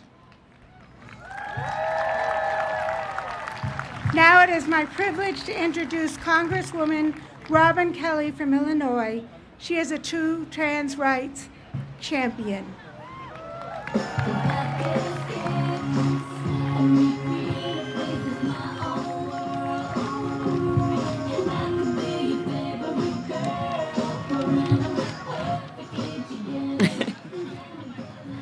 Good afternoon, everyone. We are here today to celebrate you and to celebrate trans joy. It is trans joy that will outshine Trump's bigotry, trans joy that will persist and persevere. We are here today to declare trans people are not invisible, not standing quietly on the sidelines, and not erasable. I'd like to thank the Christopher Street Project for inviting me to speak today. As we stand in front of the Capitol, I am so proud to be your ally in Congress. I see you. I see your power, and I will not let a bully steal your joy. On his first day in the Oval Office, Trump signed an executive order to try to erase trans people. It was full of bullshit like him. Trans people have always existed and will always exist, period. His actions and the actions of Republicans who bend the knee, however, have severe consequences. When Trump froze foreign aid funding, it threw global health care programs into chaos, especially PEPFAR. For over 20 years, PEPFAR has saved over 26 million lives worldwide and has been a lifeblood and a lifeline for LGBTQ plus people in the face of stigma and discrimination. In many countries, especially in places where people being true to yourself comes with immense risk, PEPFAR is the only program that provides HIV prevention, treatment, and care. Congressman Barbara Lee from Oakland has entrusted me with reauthorizing PEPFAR this Congress, and I will not let her down or you down. We are just 5 years away from ending HIV/AIDS pandemic. Our progress cannot stop. I will continue marching on. I promise you that. And I know each and every one of you will keep moving forward also. Please hang in there. Don't stand on the sidelines. We are fighting with one or two hands behind our back, but then we'll start kicking. But we need you to kick with us. Now I'd like to introduce my fabulous colleague from Oregon 4, Congressman Val Hoyle. Thank you.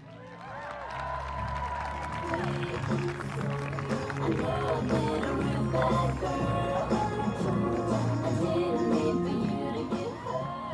how are we doing today? So I am Val Hoyle. I represent the Central and South Coast of Oregon.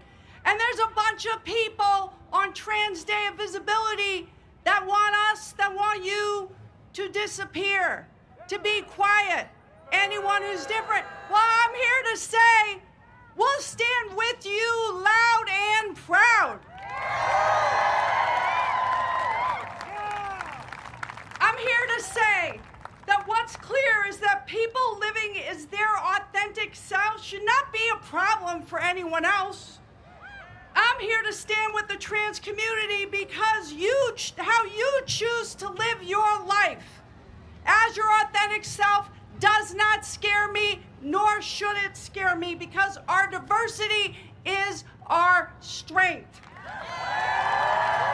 And what we've seen over the last election cycle is fear-mongering and disinformation targeting the trans community, and it's wrong.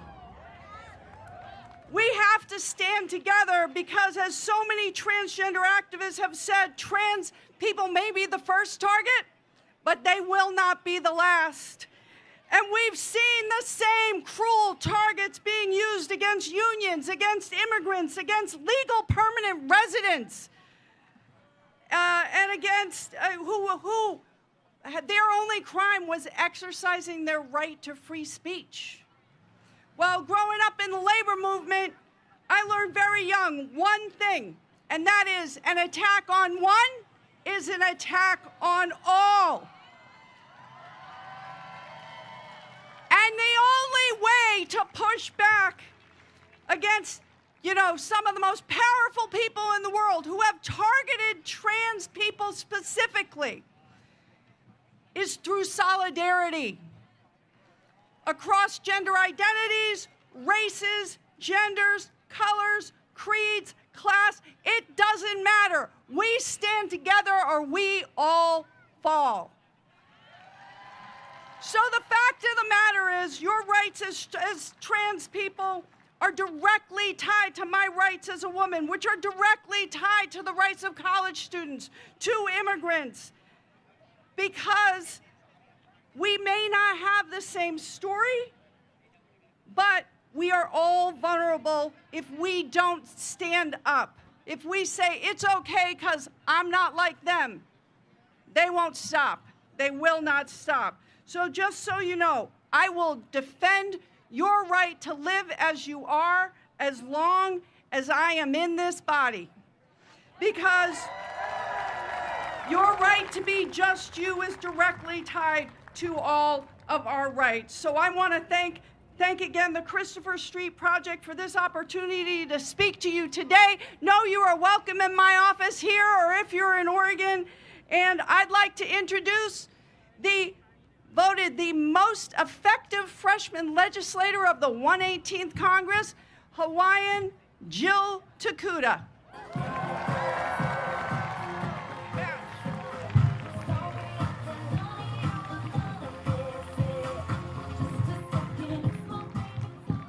All right, aloha! Oh, let's do it again. Make sure that those assholes over the White House can hear you. Aloha! You know what? When I gave birth to my sons, and they're now teenagers, I finally understood what it meant to be willing to die for someone. And I know we've got some mothers out here right now who would do absolutely the same. To give absolutely everything, to make sure they were safe, that they were loved, that they were able to live as their true, authentic selves. And nowadays, I wake up every single morning mad as a mother that this inhumane, this heartless administration is seeking to erase our children, our families, our friends, our colleagues, our neighbors, our sisters, our brothers. I am furious at the cruelty, the ignorance, the deliberate stripping away of dignity of our transgender ohana. But hear me, my friends. Look around you, gathered beautifully, brightly, all of us here. Hear me when I say this. Transgender people are not a debate. Your existence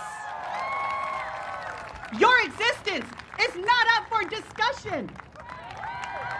Trans rights are human rights. Now, many of us come from cultures far older than this nation, where gender fluidity was not just accepted, it was honored. Over the course of Hawaii's history, the Mahu were healers and caretakers, extraordinary individuals of dual male and female mind, heart, and spirit. Absolutely, two spirits, not just two genders. Now I want to know something. Do I have any kama'aina in the house right now, or anyone who's ever visited Hawaii? Yell out loud. Well, if you've been to Hawaii in the last few years and you've walked along Waikiki Beach, famous Waikiki Beach that everyone visits, you would have passed 4 stones. In my office, I have this book, Kapai Mahu, prominently displayed for every single person to see when they walk in my office. It was written by Kumuhina Wongkalu, and it talks of the history and meaning of those stones, monuments to the Mahu who brought the healing arts to Hawaii. I share this with you, not only to convey the timeless existence of our trans and Mahu culture, but to honor someone I look up to as a mentor and a leader. Kumuhina is the one you want, I want, at the table to help navigate and negotiate what can be challenging and complicated issues facing Hawaii, our nation, and the world. And yet, in this so-called land of the free we live in, our transgender ohana have become vilified for simply being who they are. And critical cultural assets, and quite frankly, national security assets, like Kumuhina, will be left out of their room. Their knowledge, their experience, their leadership ignored, because this administration chooses to use fear as its weapon and ignorance as its shield. They want transgender people, our ohana, to disappear. The bigots want you to make you feel small. They want you to be silent. But every one of us here and out there know we will not let them succeed. We will not go back into the shadows. Now is not the time to shrink away and hide. Now is the time to stand, to fight, to claim your space, not just for survival, but for joy, for dignity, and for a future where no child, my child, your child, all of our children, no matter who they are, where they live, how they identify, should ever have to wonder if they belong. Because they do. We all do. We all belong. We are truly what makes this country great, and none of us are going anywhere. No law, no policy, no coward in power can take this away from us. This is our moment. This is our time. Rise up, resist, and let no one, my friends, no one forget that trans rights are human rights. Mahalo. It is now my pleasure to exist my United States Senator, a good friend, a lifelong champion for human rights, Brian Schatz. Put your hands together for him.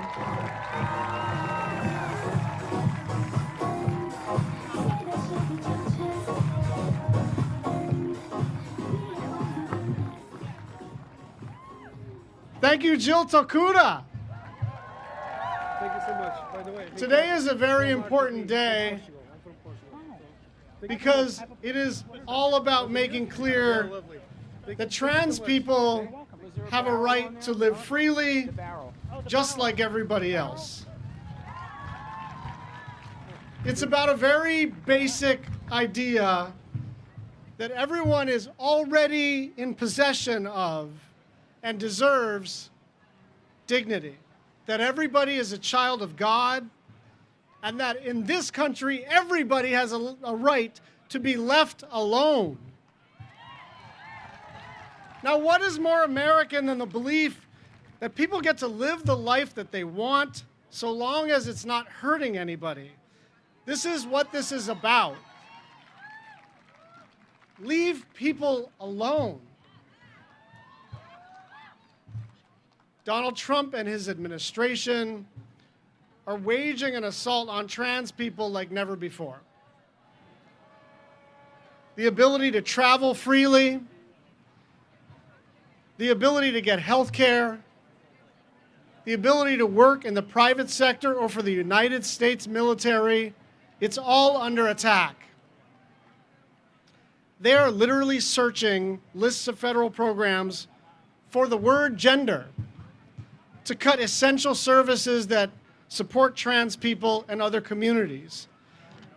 But here's the thing, this stuff only works if we don't fight back.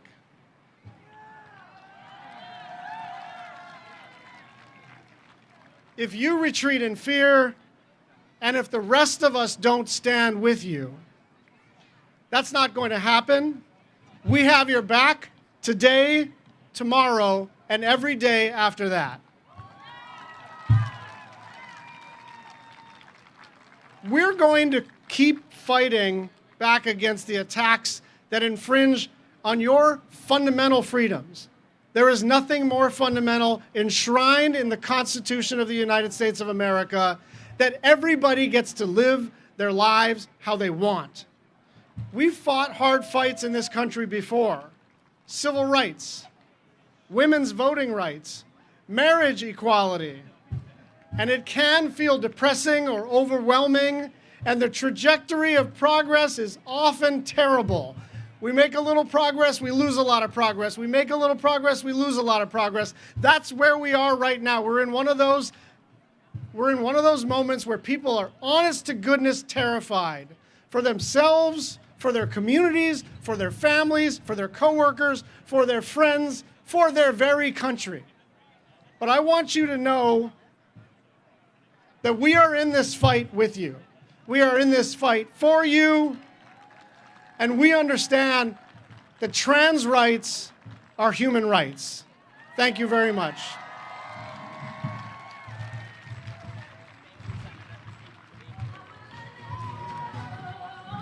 Thank you, Senator Schatz.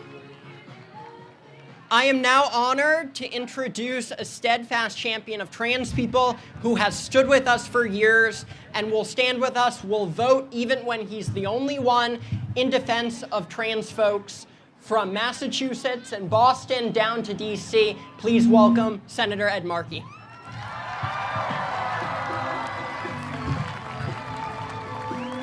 Thank you all so much. I'm Senator Ed Markey from Massachusetts.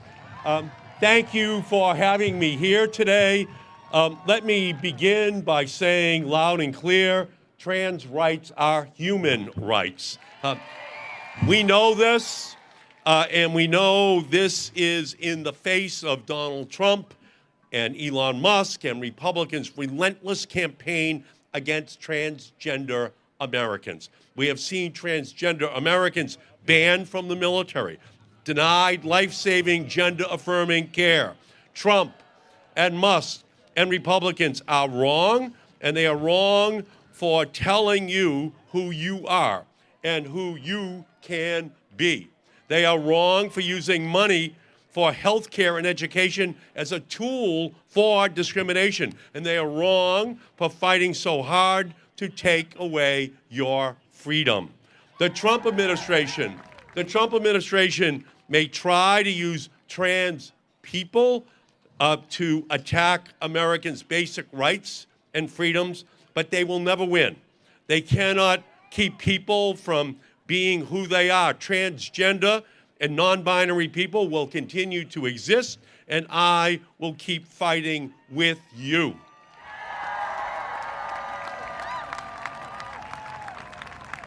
But they are going to keep fighting to intimidate and threaten trans people, their families, and their providers, because hate and fear is easier than the fight for freedom, equity, and justice for every American. Growing up, I was taught that you can't beg for your rights. You organize and you take them. And we are here today to take those rights. Thank you for being here. We are here to organize and fight for trans rights, for health care and freedom and liberation. Your visibility shows them. Republicans will never take your existence from you. And while they fight to take your freedom, your visibility, and your joy away, I will stand with you. That is why I am fighting to pass my Trans Bill of Rights, which I've introduced into the United States Senate. This resolution recognizes that the federal government has a duty to guarantee trans rights and ensure access to health care, to housing, to safety, to economic security. Freedom is not inevitable. It is fought for by people who say no in the face of discrimination, no in the face of invasive laws that seek to limit what health care you can get, and no to the anti-justice and anti-freedom agenda driving attacks on trans people. I am proud to stand with you today and every day, to organize and to fight, because trans rights are human rights. I love you. Thank you.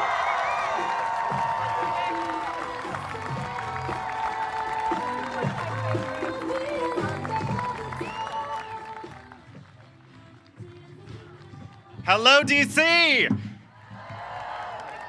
My name's Brian, pronouns he, him. We represent GLSEN.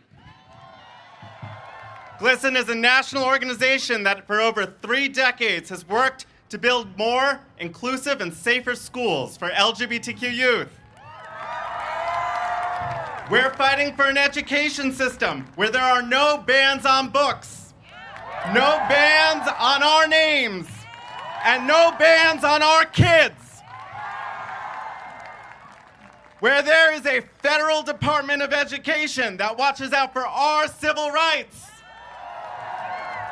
And schools where every child has the opportunity to learn in a place that is safe from fear, from violence, and from discrimination. Hey DC, my name is Jen, and I am a mom of 4 who will never stop fighting for her children. When some people in the building behind us talk about parental rights, they're missing the memo that parents like me have rights too. We have the right to expect that the schools we send our kids to for 7 hours a day will be safe and affirming. We have the right to expect our schools will let our kids use a bathroom where they feel safe and comfortable. We have a right for our kids to play on sports teams. And we have the right for our children's names and pronouns to be respected, just like little Timothy has the right to be called Tim. In my home state of Florida, our family, in my home state of Florida, our family has been living through these attacks and government restrictions since 2021 as a testing grounds for Project 2025. We've been fighting back locally since then, organizing in communities and showing up at every opportunity to give public comment. I even sued the state, shout out to Southern Legal, because when our elected officials stop representing the full community, the courts can enforce our rights. All the executive orders in the world cannot change federal civil rights law or the Constitution. Now we must be ready to fight against all of this noise out of Washington.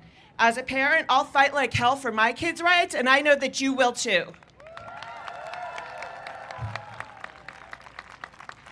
Thank you, and now I am very happy to introduce a true ally who has been fighting for our community for years, my very own Congressman Maxwell Frost.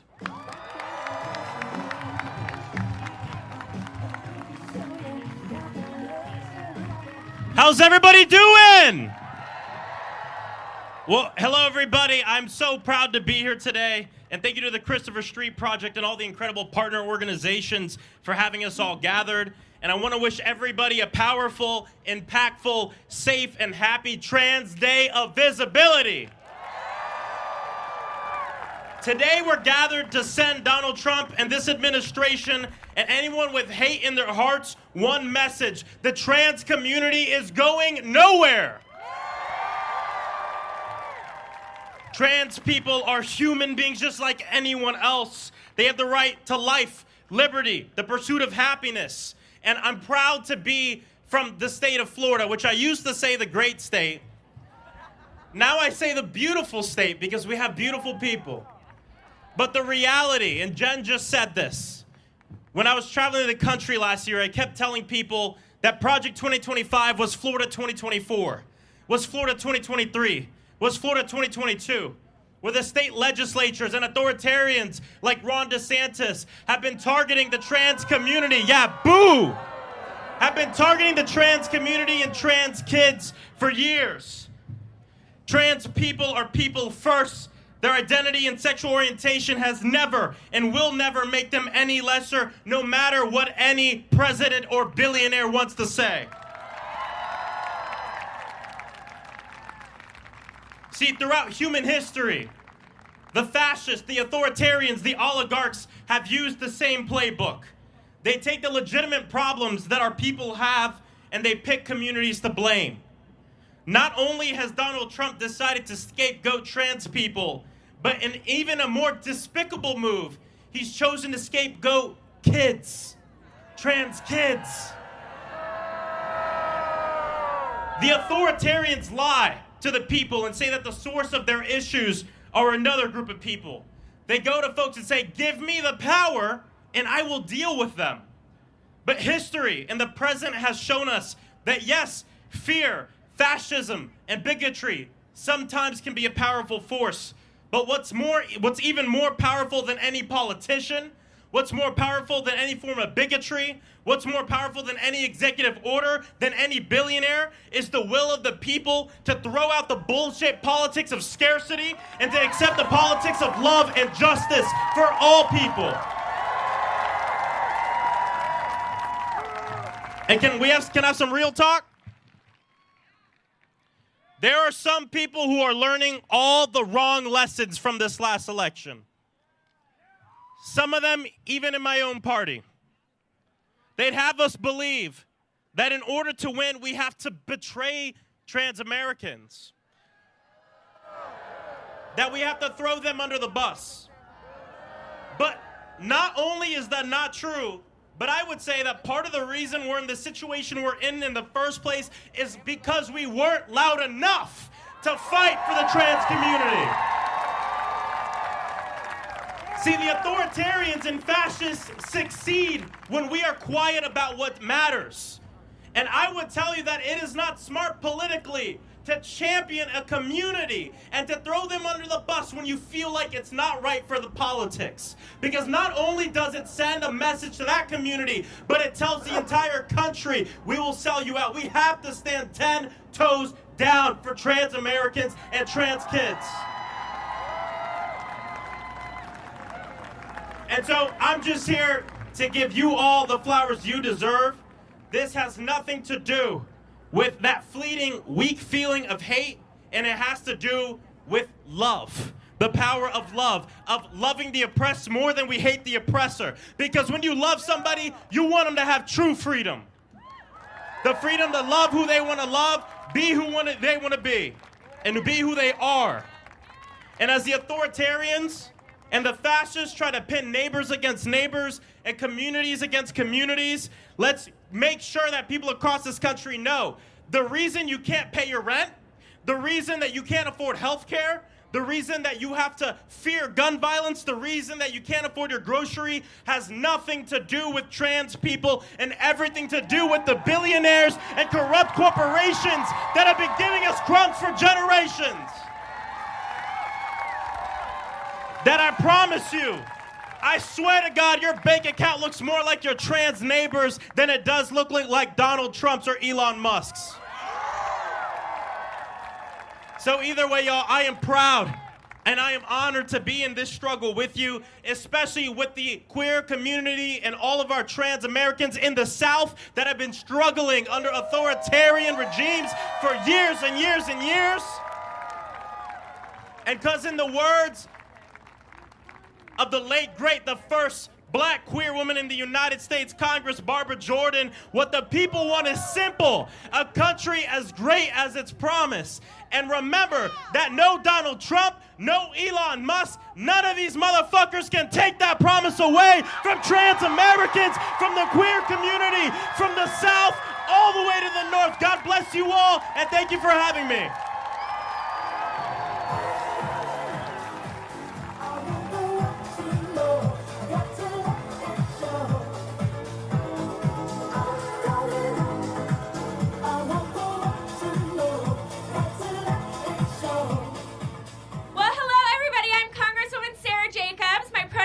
She, her, and I am the very proud sister of a trans brother and a gender non-conforming sibling. We're a real millennial family. And I've always just wanted my siblings to be happy and healthy and confident enough to go after their dreams and love who they are. And guess what?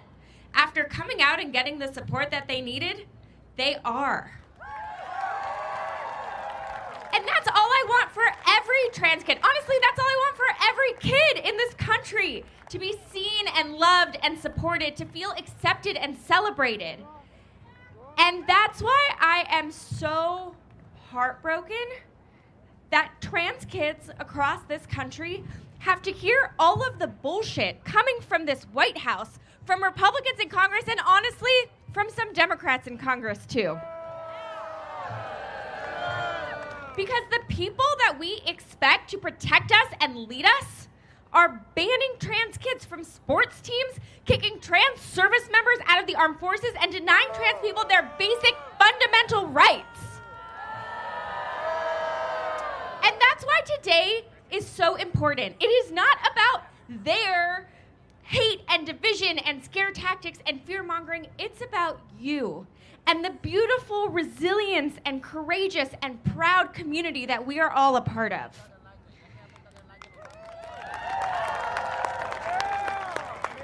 So today, along with Congresswoman Jayapal, we introduced a resolution to mark the Transgender Day of Visibility because here's the thing, they're trying to make us feel alone. They're trying to alienate trans people.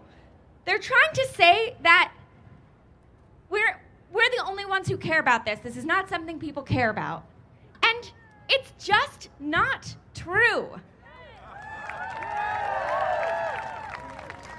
I'm so proud to represent San Diego, one of the biggest military communities in the country. Yeah, where are my San Diegans at? Nice. It's better weather here today than in San Diego, I'm told. So look at us. But listen, representing San Diego means that I spend an incredible amount of time with our service members and thinking about our service members and how we make sure we're doing everything to protect our national security. And I've met countless trans service members who are incredible at what they do and have unparalleled expertise and technical knowledge, who are being targeted and at risk of being kicked out of the armed services just for their identity. I've heard from folks who are waiting months for their gender-affirming care surgeries, and then they're getting canceled. Folks who are already in the middle of their care and missing a surgery means potential huge medical complications. I heard from an officer in the U.S. Navy whose career could still be taken away even though they are a high-demand surface warfare officer, which we don't have enough of, just because they're trans. I heard from another trans sailor who enlisted in the U.S. Navy in 2015, who earned numerous awards and deployed numerous times and could still be discharged. I heard from another officer who's been in the U.S. Navy for 16 years. She's mentored hundreds of military, civilian, and contract personnel. She's completed 500 military training courses, earned multiple degrees, and been awarded medals for her conduct and achievement multiple times. And yet, 2 days before she was supposed to start hormone replacement therapy, Trump issued his executive order, and now her therapy is paused. So here's the deal. I never want to hear my Republican colleagues tell someone thank you for their service ever again, because it is obvious that they do not actually care for our service members and our veterans.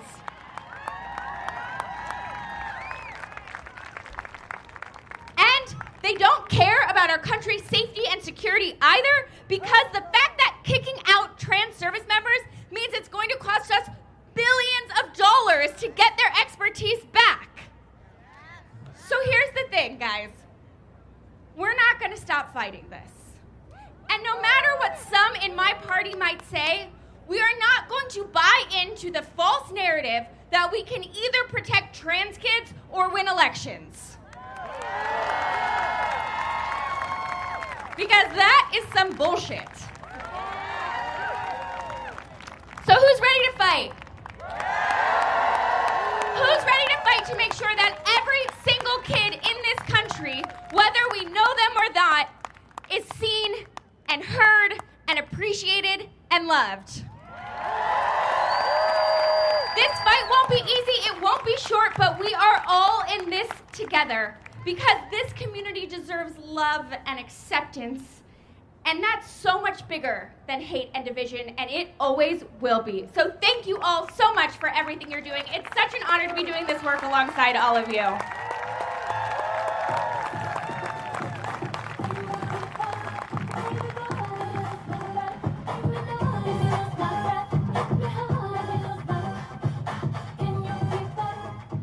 Good afternoon, everyone. I'm Congresswoman Yasemin Ansari. I proudly represent Phoenix, Glendale, and Guadalupe, Arizona in Congress.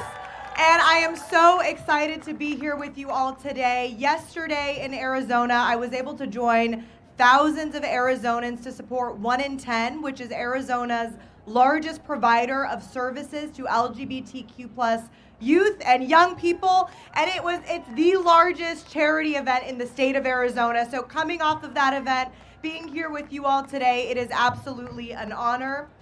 I'm here today because I believe with everything in me that LGBTQIA+ youth and the community matter. I believe that trans people matter, and I believe that trans kids matter. And I believe that all of us should be able to live authentically and openly as ourselves and to be celebrated for that, not attacked. What is utterly insane to me is that there are people in this world and in this administration, of course, people like Donald Trump and Elon Musk, who would rather spend their time and energy attacking children for being themselves than actually doing something to stop people from going into debt, from getting medical treatment, or making sure that people can pay their rent each month. My constituents sent me to Congress to fight for them and to advocate for our community's most vulnerable populations, including the LGBTQIA+ community. Donald Trump, on the other hand, wants to use this community as a scapegoat to distract from the fact that everything he's doing, from trying to slash Medicare, Medicaid, and Social Security, to gutting the Department of Education to benefit his billionaire donors at the expense of all of the rest of us. I am so sick and tired of the lies and scapegoating of trans people.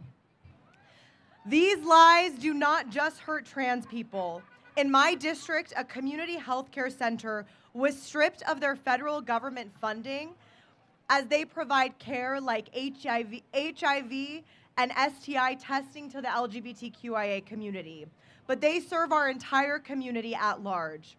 My team and I successfully fought to restore their funding so that they can keep providing the health care that all of us rely on. And I'm sure that you all heard the disgusting rhetoric that was spewed at the joint address to Congress by our so-called president. When he started attacking trans youth, that is when I had enough of the bullshit. And I walked out because I could not sit there and take it any longer. I have one message for Donald Trump. Leave trans kids alone. To all of the trans young people in our country who are scared to go to school, scared to be who you are, I am so sorry. My heart is broken for you, but I am here to tell you that I hear you, I see you, and I am fighting alongside of you. I believe that you matter and that you deserve human rights and freedom and respect just like every other American in the United States. I want you to know that I will not stop fighting for you so that every single one of you will be able to be who you are unapologetically as your authentic selves. It gives me so much hope for the future to see all of the people gathered here today, because from the streets to the halls of Congress, we have to fight back every single day to make sure that every one of us has rights. So thank you so much for everything that you're doing. And there is so much to be hopeful for. Let me tell you that. I proudly serve as the class president of the Freshman Democrats. And there are 3 leaders in our class alone who demonstrate the progress and demonstrate that we are winning in the fight for LGBTQ+ rights in this country. And with that, it is my absolute honor to welcome the first queer member of Congress from Texas, yes, Texas, Julie Johnson.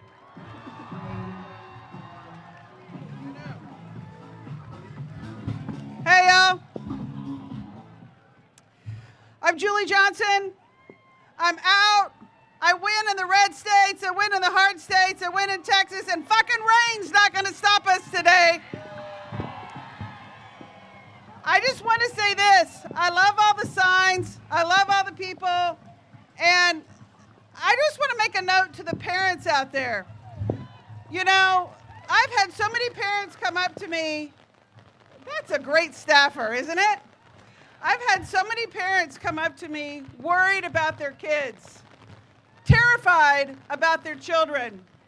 And my message to you is this. I'm here, I see you, I fight for you, and we will not stop until your kids have all the dignity that they deserve.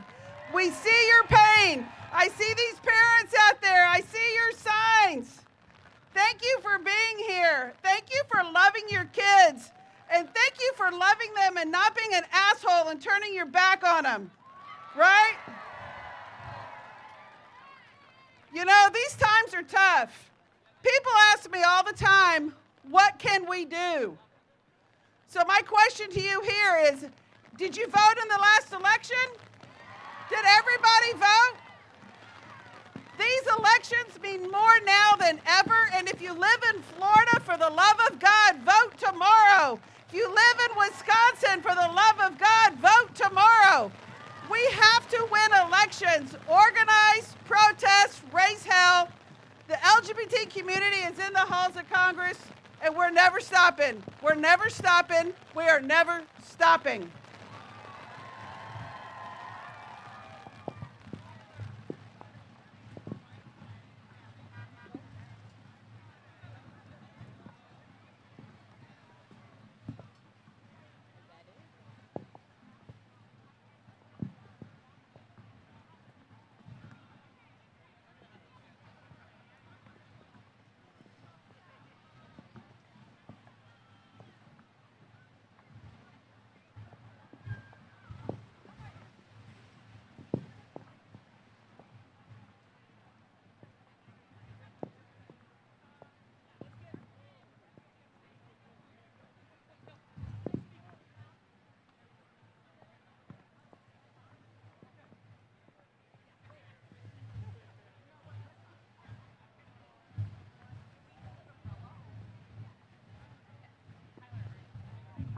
Hello, everyone. Thank you so much for standing in the rain. You all are champions.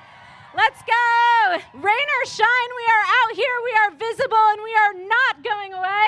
And we would like to introduce you to our next speaker. We're expecting the rain to stop in about 5 minutes.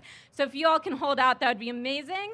And yeah, keep each other warm, keep each other safe, hold umbrellas for each other.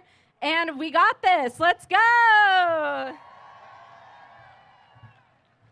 Please welcome Congressman Jerry Nadler.